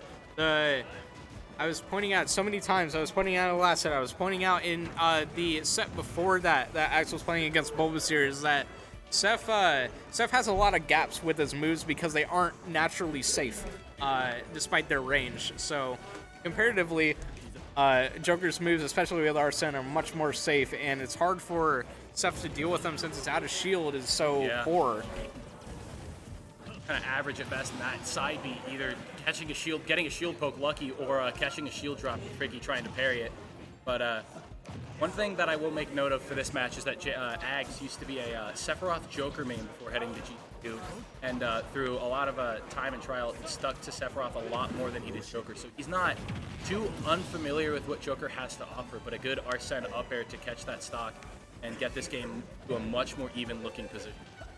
Yeah, and it's the advantage state which I've been most impressed with from Ags is that he keeps a very, very strong ledge trap position against most of his opponents, especially after some time. But the ledge trap is just so scary. So one Sephiroth up tilt is just a whole wall for most characters to get around. And we saw in the first stock, Ricky wasn't able to get around it super well, but right back to neutral again, dealing with those very long-ranged aerials from Seth. It seems he has a bit of a tough time, especially with the Shadow Flare. Yeah. Once he gets one of those things onto Ricky, it creates a ton of pressure because you know he's likely going to go for that Rebel's Guard because it can just be a free meter for that Arsene, but sometimes you're able to punish it every single time that's on there. And now that Arsene is out, there's going to be... Oh, that was a really good parry on that back air. There's going to be a lot more pressure to stay away from Joker because these hitboxes are way more threatening. As Arsene stays out for longer and longer, Ricky's going to be pressing harder and harder to the advantage state, trying to kill Sephiroth as quickly as Oh, and there's that hole in that up smash you were talking about. Or at least in a lot of his moves. Yeah, I mean, it's the... I feel like you see that way too often when you watch Seth play, is that there is just a gap in that up smash where it's just not going to land. There's just a dead zone there, and some people are like, this is bad game design, but that's what happens when you're in close range as Seth. Yeah. You gotta get punished accordingly, and it's not going to land there, but that back air at close range certainly will. Almost taking Ricky's second stock, but Ricky pulling out the Aegons to put himself back in neutral. Yeah. That's one thing that I will always give to Joker and Arsene, is that side B becomes a legitimate threat at every single point. It has so much actual that it can threaten kills at the 5%. Go powers the tagline of Arsene, pulling out that dash attack as well. And that Arsene actually lasting all the way to 163% for Compa Ricky. And got a whole Sephiroth stock to take care of, and Ags is really struggling right now to find the hit on Joker to kill, taking the stock. Yeah, committing to that full up B is not going to be beneficial for him. Yeah, I mean, if you're in Ricky's position, if your percent in this position is like, oh, I have 2 Arsenes, or I got 2 Arsenes this stock because of my percent, you're sitting very pretty. Dude, he's about to get a 3rd Arsene for this stock. He's sitting halfway. Phenomenally right now. And with how much Ags has been struggling to actually catch him right now, I can very easily see a 3rd Arsene coming. He's been keeping himself very tricky, prioritizing to use Ahan Gun to keep himself very far away. Ricky is definitely a proponent of, even when I'm in the lead, I'm not going to commit. Yeah, and here we go. He's staying alive this entire time, 190%. And in an edge guard situation against Sephiroth, that could actually lead to, there's that Arsene, and then a good dash attack's gonna put him in such a phenomenal position. Triple Arsene, but nice tech Holy as crap. well. Yeah. Yeah, there we go, covering that entire platform with a strong up air. And at 200%, that will absolutely kill. But man, what extra credit for Ricky to get, right? 126%. So high piling up, and one tech chase setup there. Knew that the up air didn't quite react to it in time since he preemptively shielded after the forward air, so getting the up smash off of a tech roll in read on that platform, sealing out the first game. Actually deciding to run it back to small battlefield though. Run it back, baby. He did the run it back. I see a lot of top level players be doing that. After a PS2 game, just, oh man, bring it back to PS2. Run it. The Felix. The loop.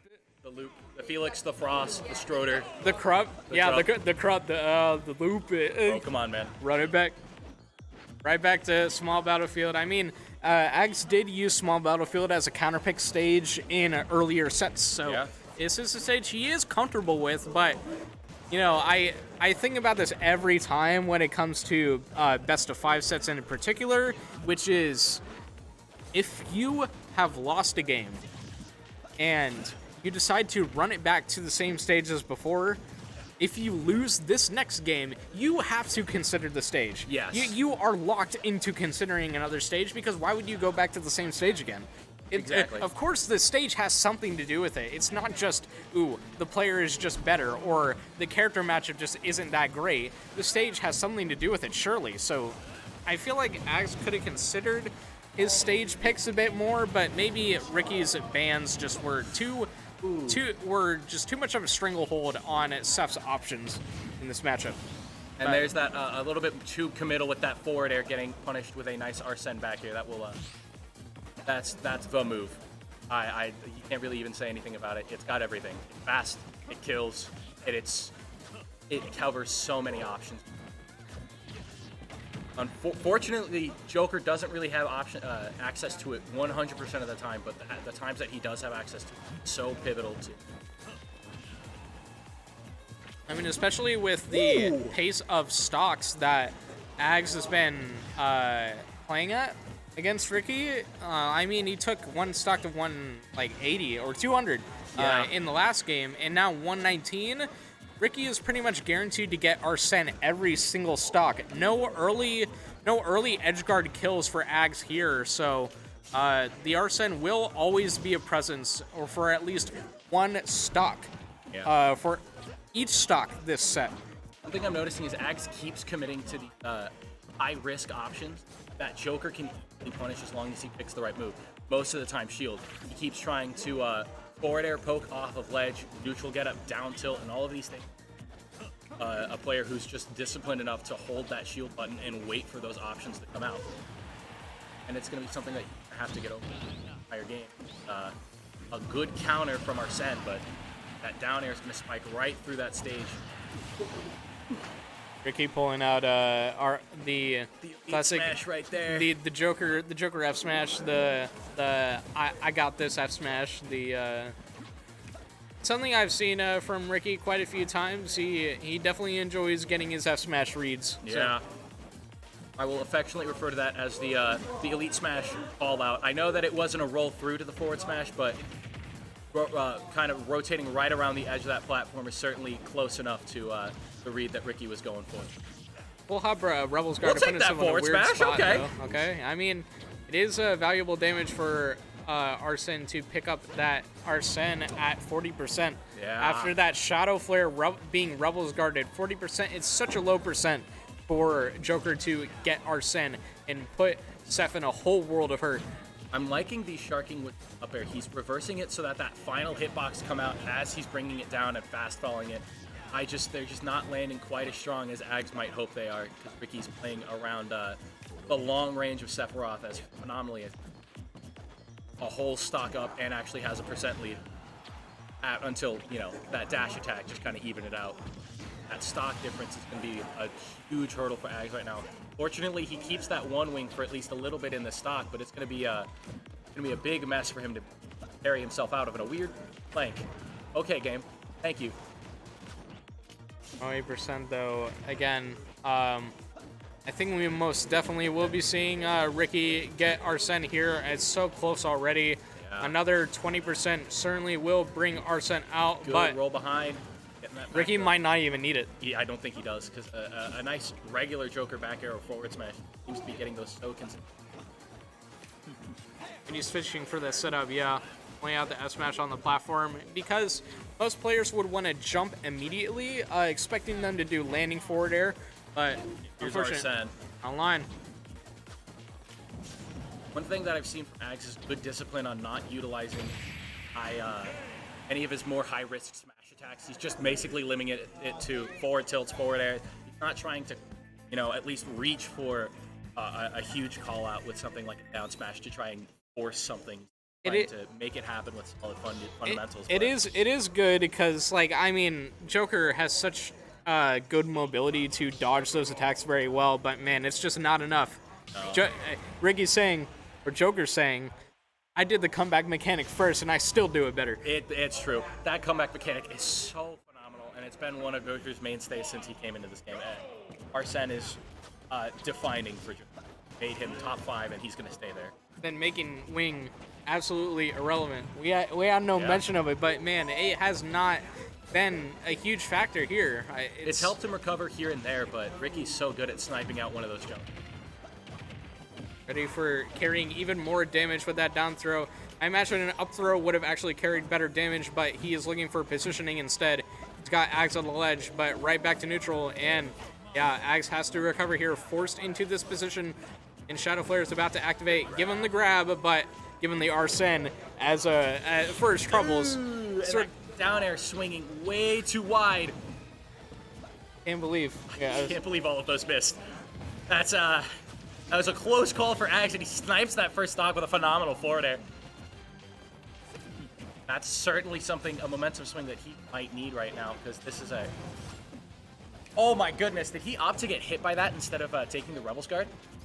I'm not sure. I feel like that was that could have been what he decided to do, but it might have also just been I guess I might opt to get hit by this move instead. But man, yeah, that could have been the decision he chose for, but that's the pass, and this is now 64%. Arsene Gage halfway through Axe's advantage state. Again, give him some proper time to adapt, and this is what his play is going to boil down to. The advantage state is so strong. The counter just a touch too early. Able to get perfectly, I guess, in between the hole of the back of it, and Joker and Sephiroth just get that back air cleanly to connect. The counter activation just ended a bit too soon off of that back air, getting that first stock, and Ricky's trying to force the scramble now. But Ags is finally being just patient enough with these options, waiting for that Joker move to come out first before he either commits with the back air, that side B, forward tilts, or anything. He's doing a great job at waiting out these options. Arsene ready, though. Yeah, this could be a huge swing for Ricky right now, and it's going to be very imperative for Ags to get a kill.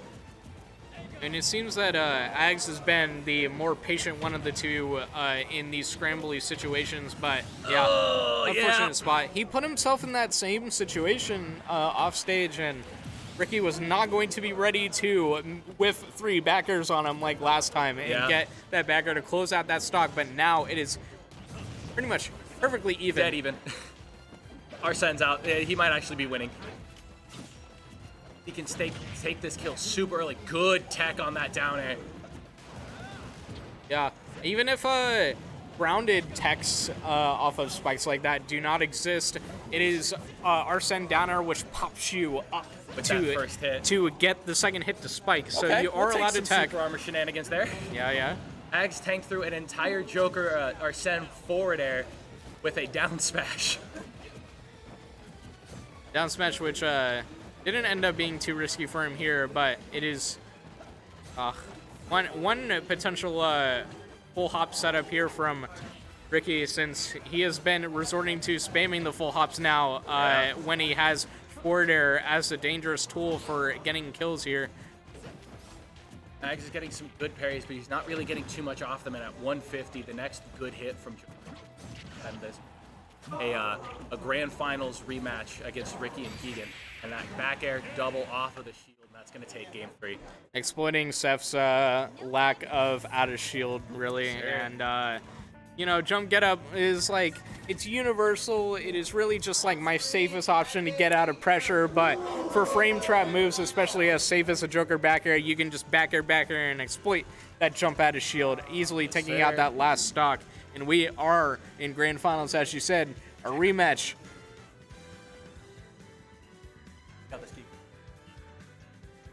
And here we go. This Kazuya is coming right back to the stream. Good?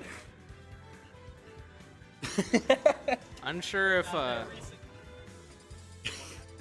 we'll be seeing a Falcon in this set, since this Kazuya's been brutal, dude. Brutal. However, the matchup dynamic, at least in winners finals, is very interesting because his Kazuya does have the upper hand against Ricky's Byleth, but it is Ricky's Joker who has the upper hand on the Kazuya. So Keegan would much more prefer to go Falcon against his Joker, Kazuya against his Byleth. Yep. So see what it's going to be. Is going to be Kazuya Joker. We're going to see probably a lot more swings up in the air, and we see him throwing out these up airs to try and dissuade him from jumping. But if I'm Ricky, I'll take 24% right now rather than getting grabbed and having like to my name. Yeah. So that is also the other issue, right? I said this in the winners final set, but it is sort of a case of early ultimate where we were seeing Peach Joker a lot. Is that you get one Peach combo, Arsene is there immediately. So the damage is very valuable, but it's as if nothing happened if the Joker got an opening, right? Ooh, missing an opportunity to grab that counter and kind of gives him a nice forward tilt and gives him Arsene. He is at 69%, a good parry on that back air. Dude, Keegan's parrying everything right now. Trying to keep himself as safe as. Yeah, you just armor straight through the. No. That wasn't armor. He didn't take any percent for that. That was invincibility. Yeah, invincibility on the DP. Just classic invincible right through that Aegon. Even though I imagine he wanted an EWGF instead, but we take them. Just some nice classic Smash Brothers Ultimate.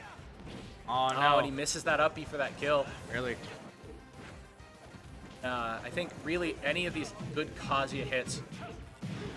He pulled out the full 10 hit on him? Pull out the 10 hit combo on him. That's not okay, man. You can't just get SDI that out a little bit and you're out of it. Come on. You can't get 10 hit combo by Kaz, man. You can't get 10 hit comboed in Grands. He may be up in percent, but man, that does so much to I think boost Keegan's mentality because hit your opponent with a full 10 hit combo. What else does that mean you can pull off against him? Pulling out the parry again. Those parries from Keegan, getting those, trying to get a big grab conversion, but nothing off of it. Up tilt to EWGF, trying to carry damage off of that up B very early. Man, I wonder what damage conversion ideas Keegan has in his mind now. Up air going to send Keegan right back to a ledge trap position. Yeah, not the most wise of moves to hit off stage like that. Yeah, and a little mistimed counter on that. That's death. No, it's not, but he is at 100%. Arsene is almost out. He recovered, and it's gone. Tombstone Crusher. That move has full invincibility. Okay, here he goes. Getting that percent because he's not been able to convert those nairs on Joker right now. 66% already. Arsene is back out. Oh, and almost finishing it out with that up smash. Yeah, I gotta imagine that's because Joker is both thin and oh man, that nearly happened again. Okay. Giving the jabs. Oh my goodness. I swear. I had something to mention, but man, I think I just lost my train of thought. Lost in the sauce of that 10 hit that nearly actually hit. A 10 hit combo just kind of takes away all of the momentum of anything you're thinking about. But now we got the jab, the gentleman to almost close things out, and a laser seal it out as well. Die. Confident game one for Keegan here. A little shaky on that first stock, but he brought that right on back, and his Kazuya is looking super good right now. A little bit of a mistake on that, getting that wide cam out, and Tompariki's got a lot to think about with this Kazuya. We'll say that Joker was very good. A little bit more conversion on these edge threats, and he's in a much better position than he was. For sure, yeah. Yeah, the back airs were just barely missed.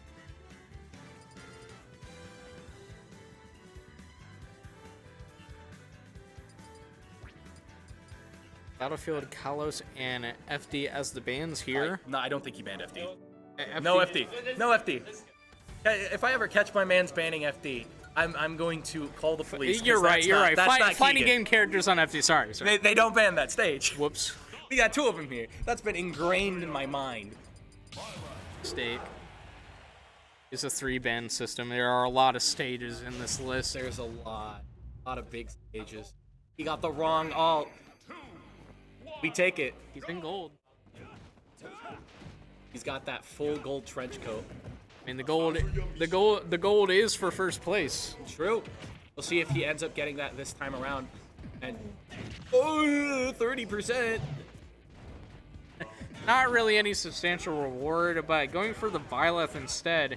It's very interesting because, I was saying earlier, he has it on lock, Kazuya Byleth, telling from the last set they played, but Ricky seems more confident. I mean, sure, for sure, but... Oh, and he gets that full grab. That's a 76%. But yeah, right like, there. for sure, certainly in the last set, the Kazuya worked better against the Byleth, but now we're seeing a completely different dynamic here where the Byleth is now working out a lot better. It might be the stage influencing that, though, since in the last set, another it was 10 hit Kazuya on combo. FD. And almost saw that again. I can't believe it. That's what Joker's pretty slippery for Kazuya. But Oh, he broke his back! No! Yeah, Byleth has a really easy time just keeping him away because he struggles in neutral. He struggles to get that in. Yeah, but right now, after that first stock kind of snowball for Ricky, it looks a lot more even. Oh, that was so what smart. A good air dodge. And here comes these full Kazuya strings with a good Nair reset. Air dodge back to that ledge, and Playing we're out even of his here. mind right now. Trying to keep him out with those back airs, keep him in disadvantage, not let him come back on stage. Really how you have to approach this matchup. Very good call out on the down smash there. Right now, Keegan getting a nice back air, pushing Ricky off stage, and he's gonna have to try to do his best to find a kill at this percent right now, because Ricky has been playing phenomenally. He's having a hard there's the time kill. finding the straight. That's it. He found it. As I say, he found that one straight hit that he needed. He's got to do his best to keep Byleth off stage in disadvantage, especially with how beefy his offstage tools are. And I understand the use of these smash attacks on Ricky's end, but they just aren't the most sound options, especially since you want to keep your ledge trapping very safe and not super committal, since if Keegan times his get-ups well against a charged smash attack like that, Ricky is in a total world of hurt, and a world of hurt he is, almost losing to that up smash there. Yeah, but a little bit too committal of that up B. The reversal. I think hitting that first forward smash a negative effect for Ricky, because it had that positive read that, hey man, I can hit that. I'm gonna go for it. Exactly. Yeah. Usually something like that, I just like would rather see like anything else. But I mean, the F smash sweet spot especially, it's just so powerful. It kills so early. The reward is there. The risk, well, also there. It's very high. The risk is you getting grabbed and taking 60 by Kazuya. Yeah. Which like you just gotta assess that very, very Or carefully. just getting punched. You just get punched off the ledge, and then you you're just get DP'd. It's over. I'm not gonna get over Keeganer's DPing through A-Hop. Oh yeah. That was like the invincibility's funny. Full invincibility. Upper half invincibility on that DP, right where it was hitting him. But now a stage without that top platform to get a couple of these. He pressured him on the top of the stage a lot. Ricky got a lot off of that too. Yep, Right and now. then he's returned to sender on that 66% there. Ricky's been shielding it a lot and tried to reset that one with an up tilt to try and get another wind god instead of going for the grab again. Oh no. Ooh. They're doing Oh, it. no. Bad trade. Got triple arrowed, man. Can't let that happen. Looking almost like Hawkeye over here. He's pulling out the sharpshooter. And immediately just getting a couple of electric wind gods to bring that right back. Gotta do. The one place especially you don't want to be near Kazuya is directly above him. He has so many tools that can just punish people right above him super hard. That get-up attack's not going to put you out of range of that forward smash. Or air dodge back to ledge. Nice coverage of his normal getup as well. He's got, He really doesn't want to get hit by that down tilt. Ricky has got pretty much every option at ledge covered, but I mean, it seems Keegan isn't getting much off of these grabs either. 40% has pretty much been the max that he's gotten with these Kazuya combos, which is could be a little bit more rewarding, especially when he's down this much. Yeah, I think it's mostly due to Ricky having just really, really good DI out of those. Especially like yeah, but a nice 40% hit right there is going to put him in a better position. Expecting maybe a little bit of a heavy reversal at some point. Certainly not when he's off stage, but if he keeps going for them on stage, that'll kill ridiculous. Those arrows are so strong. But imagine the 2 times multiplier one. 2.4 times multiplier, wow. Now what you mentioned is that once Ricky kind of stays, getting a lot more of these. Keegan is getting a little bit too comfortable with those lasers. It holds him in place for so long and puts him in such a vulnerable position.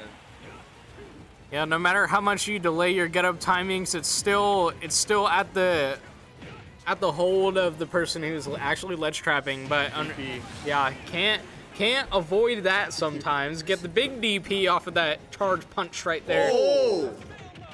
barely mistimed that forward smash, that probably would have resulted in the stock. I don't know. Yep. Half charge at 40% might have had a chance, but yeah, Keegan has been loathing that plat all day today. Yeah. He's been looking for that Demon God Fist. Wow.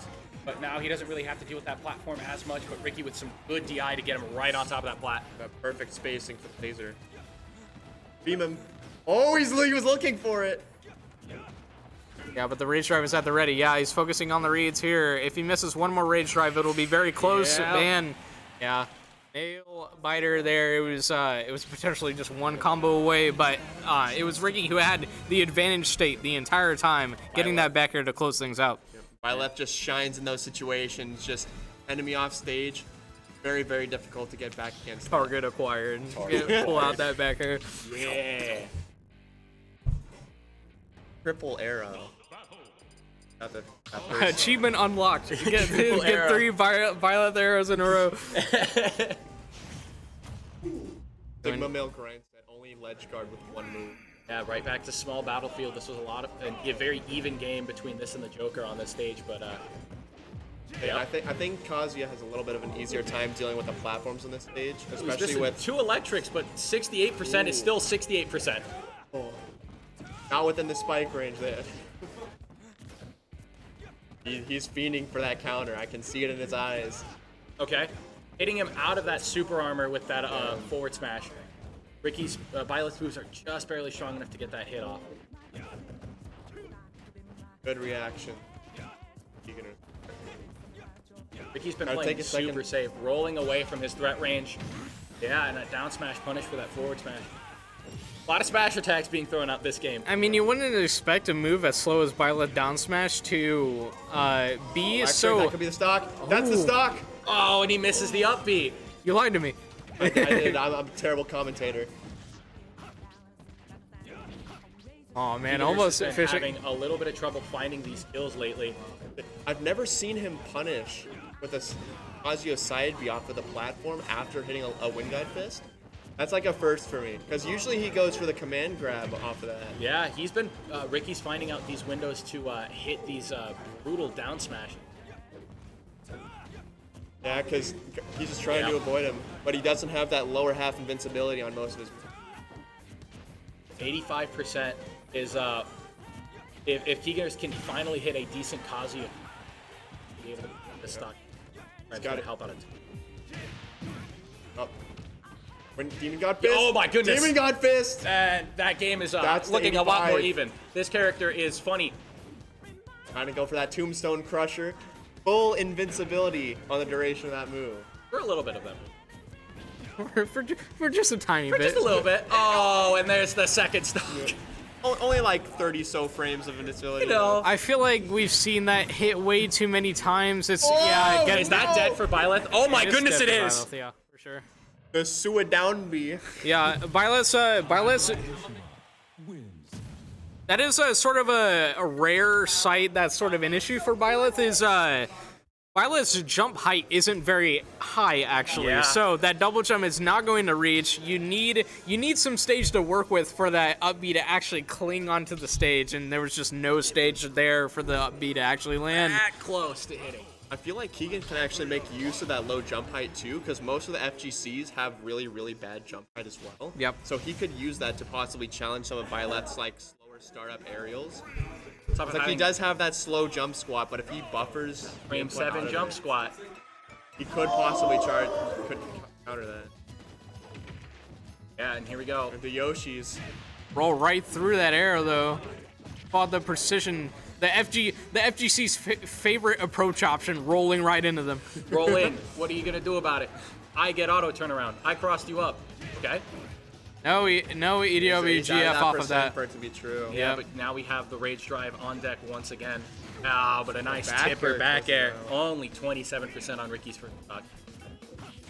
But we've seen crazier things happen, especially with Kazuya. We've seen crazier Kazuya. Crazier Kazuya. Sure. 10-hit combo not falling through. But Ricky's playing around these platforms so well, staying just outside of Kazuya's threat range. So consistent. Pretty easy to platform him when Yoshi's here. Catching that air dodge in. I mean, what a good counter pick, right? I mean, Yeah, it's this is like definitely a good even counter. at least from a mental standpoint, it's been working so well. Kazuya does a lot off the side as well. See that, if that lower Keeganers blast can keep zone. himself composed and maybe bring this back.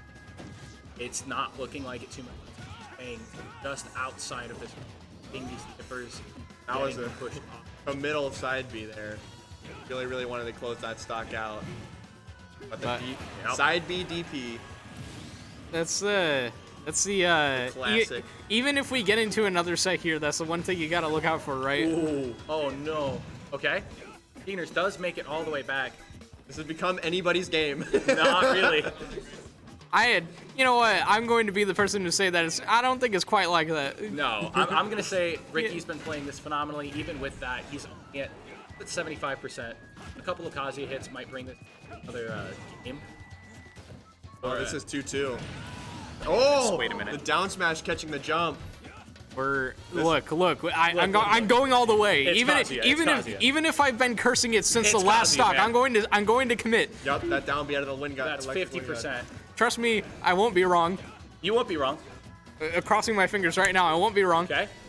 Oh my god. Side B DP. Oh god, the setup! No, oh my god! No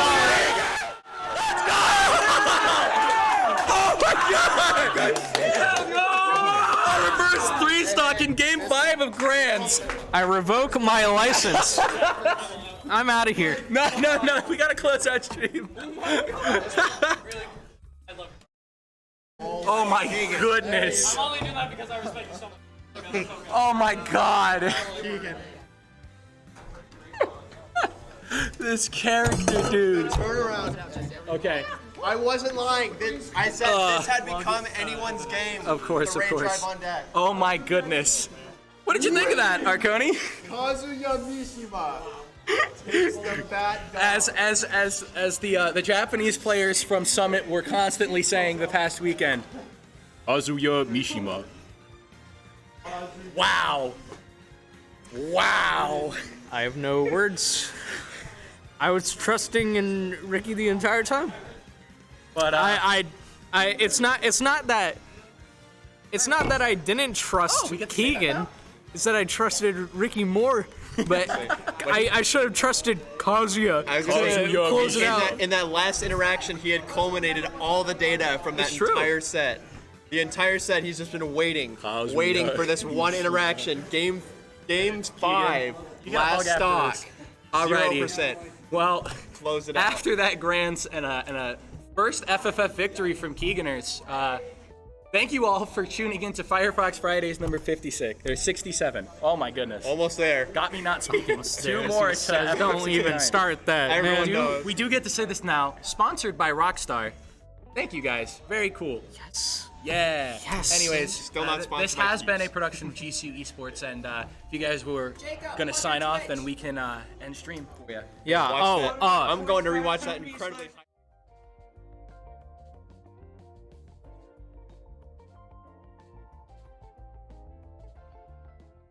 We bring it back for a sec. Okay, one more thing to say. No local next week, so don't tune into the stream next week. There is spring break for these GCO students, so wait until the week after. We will have another exciting logo for you guys, but it is closing things out for us, so we will see you guys another time. In 2 weeks, not next week.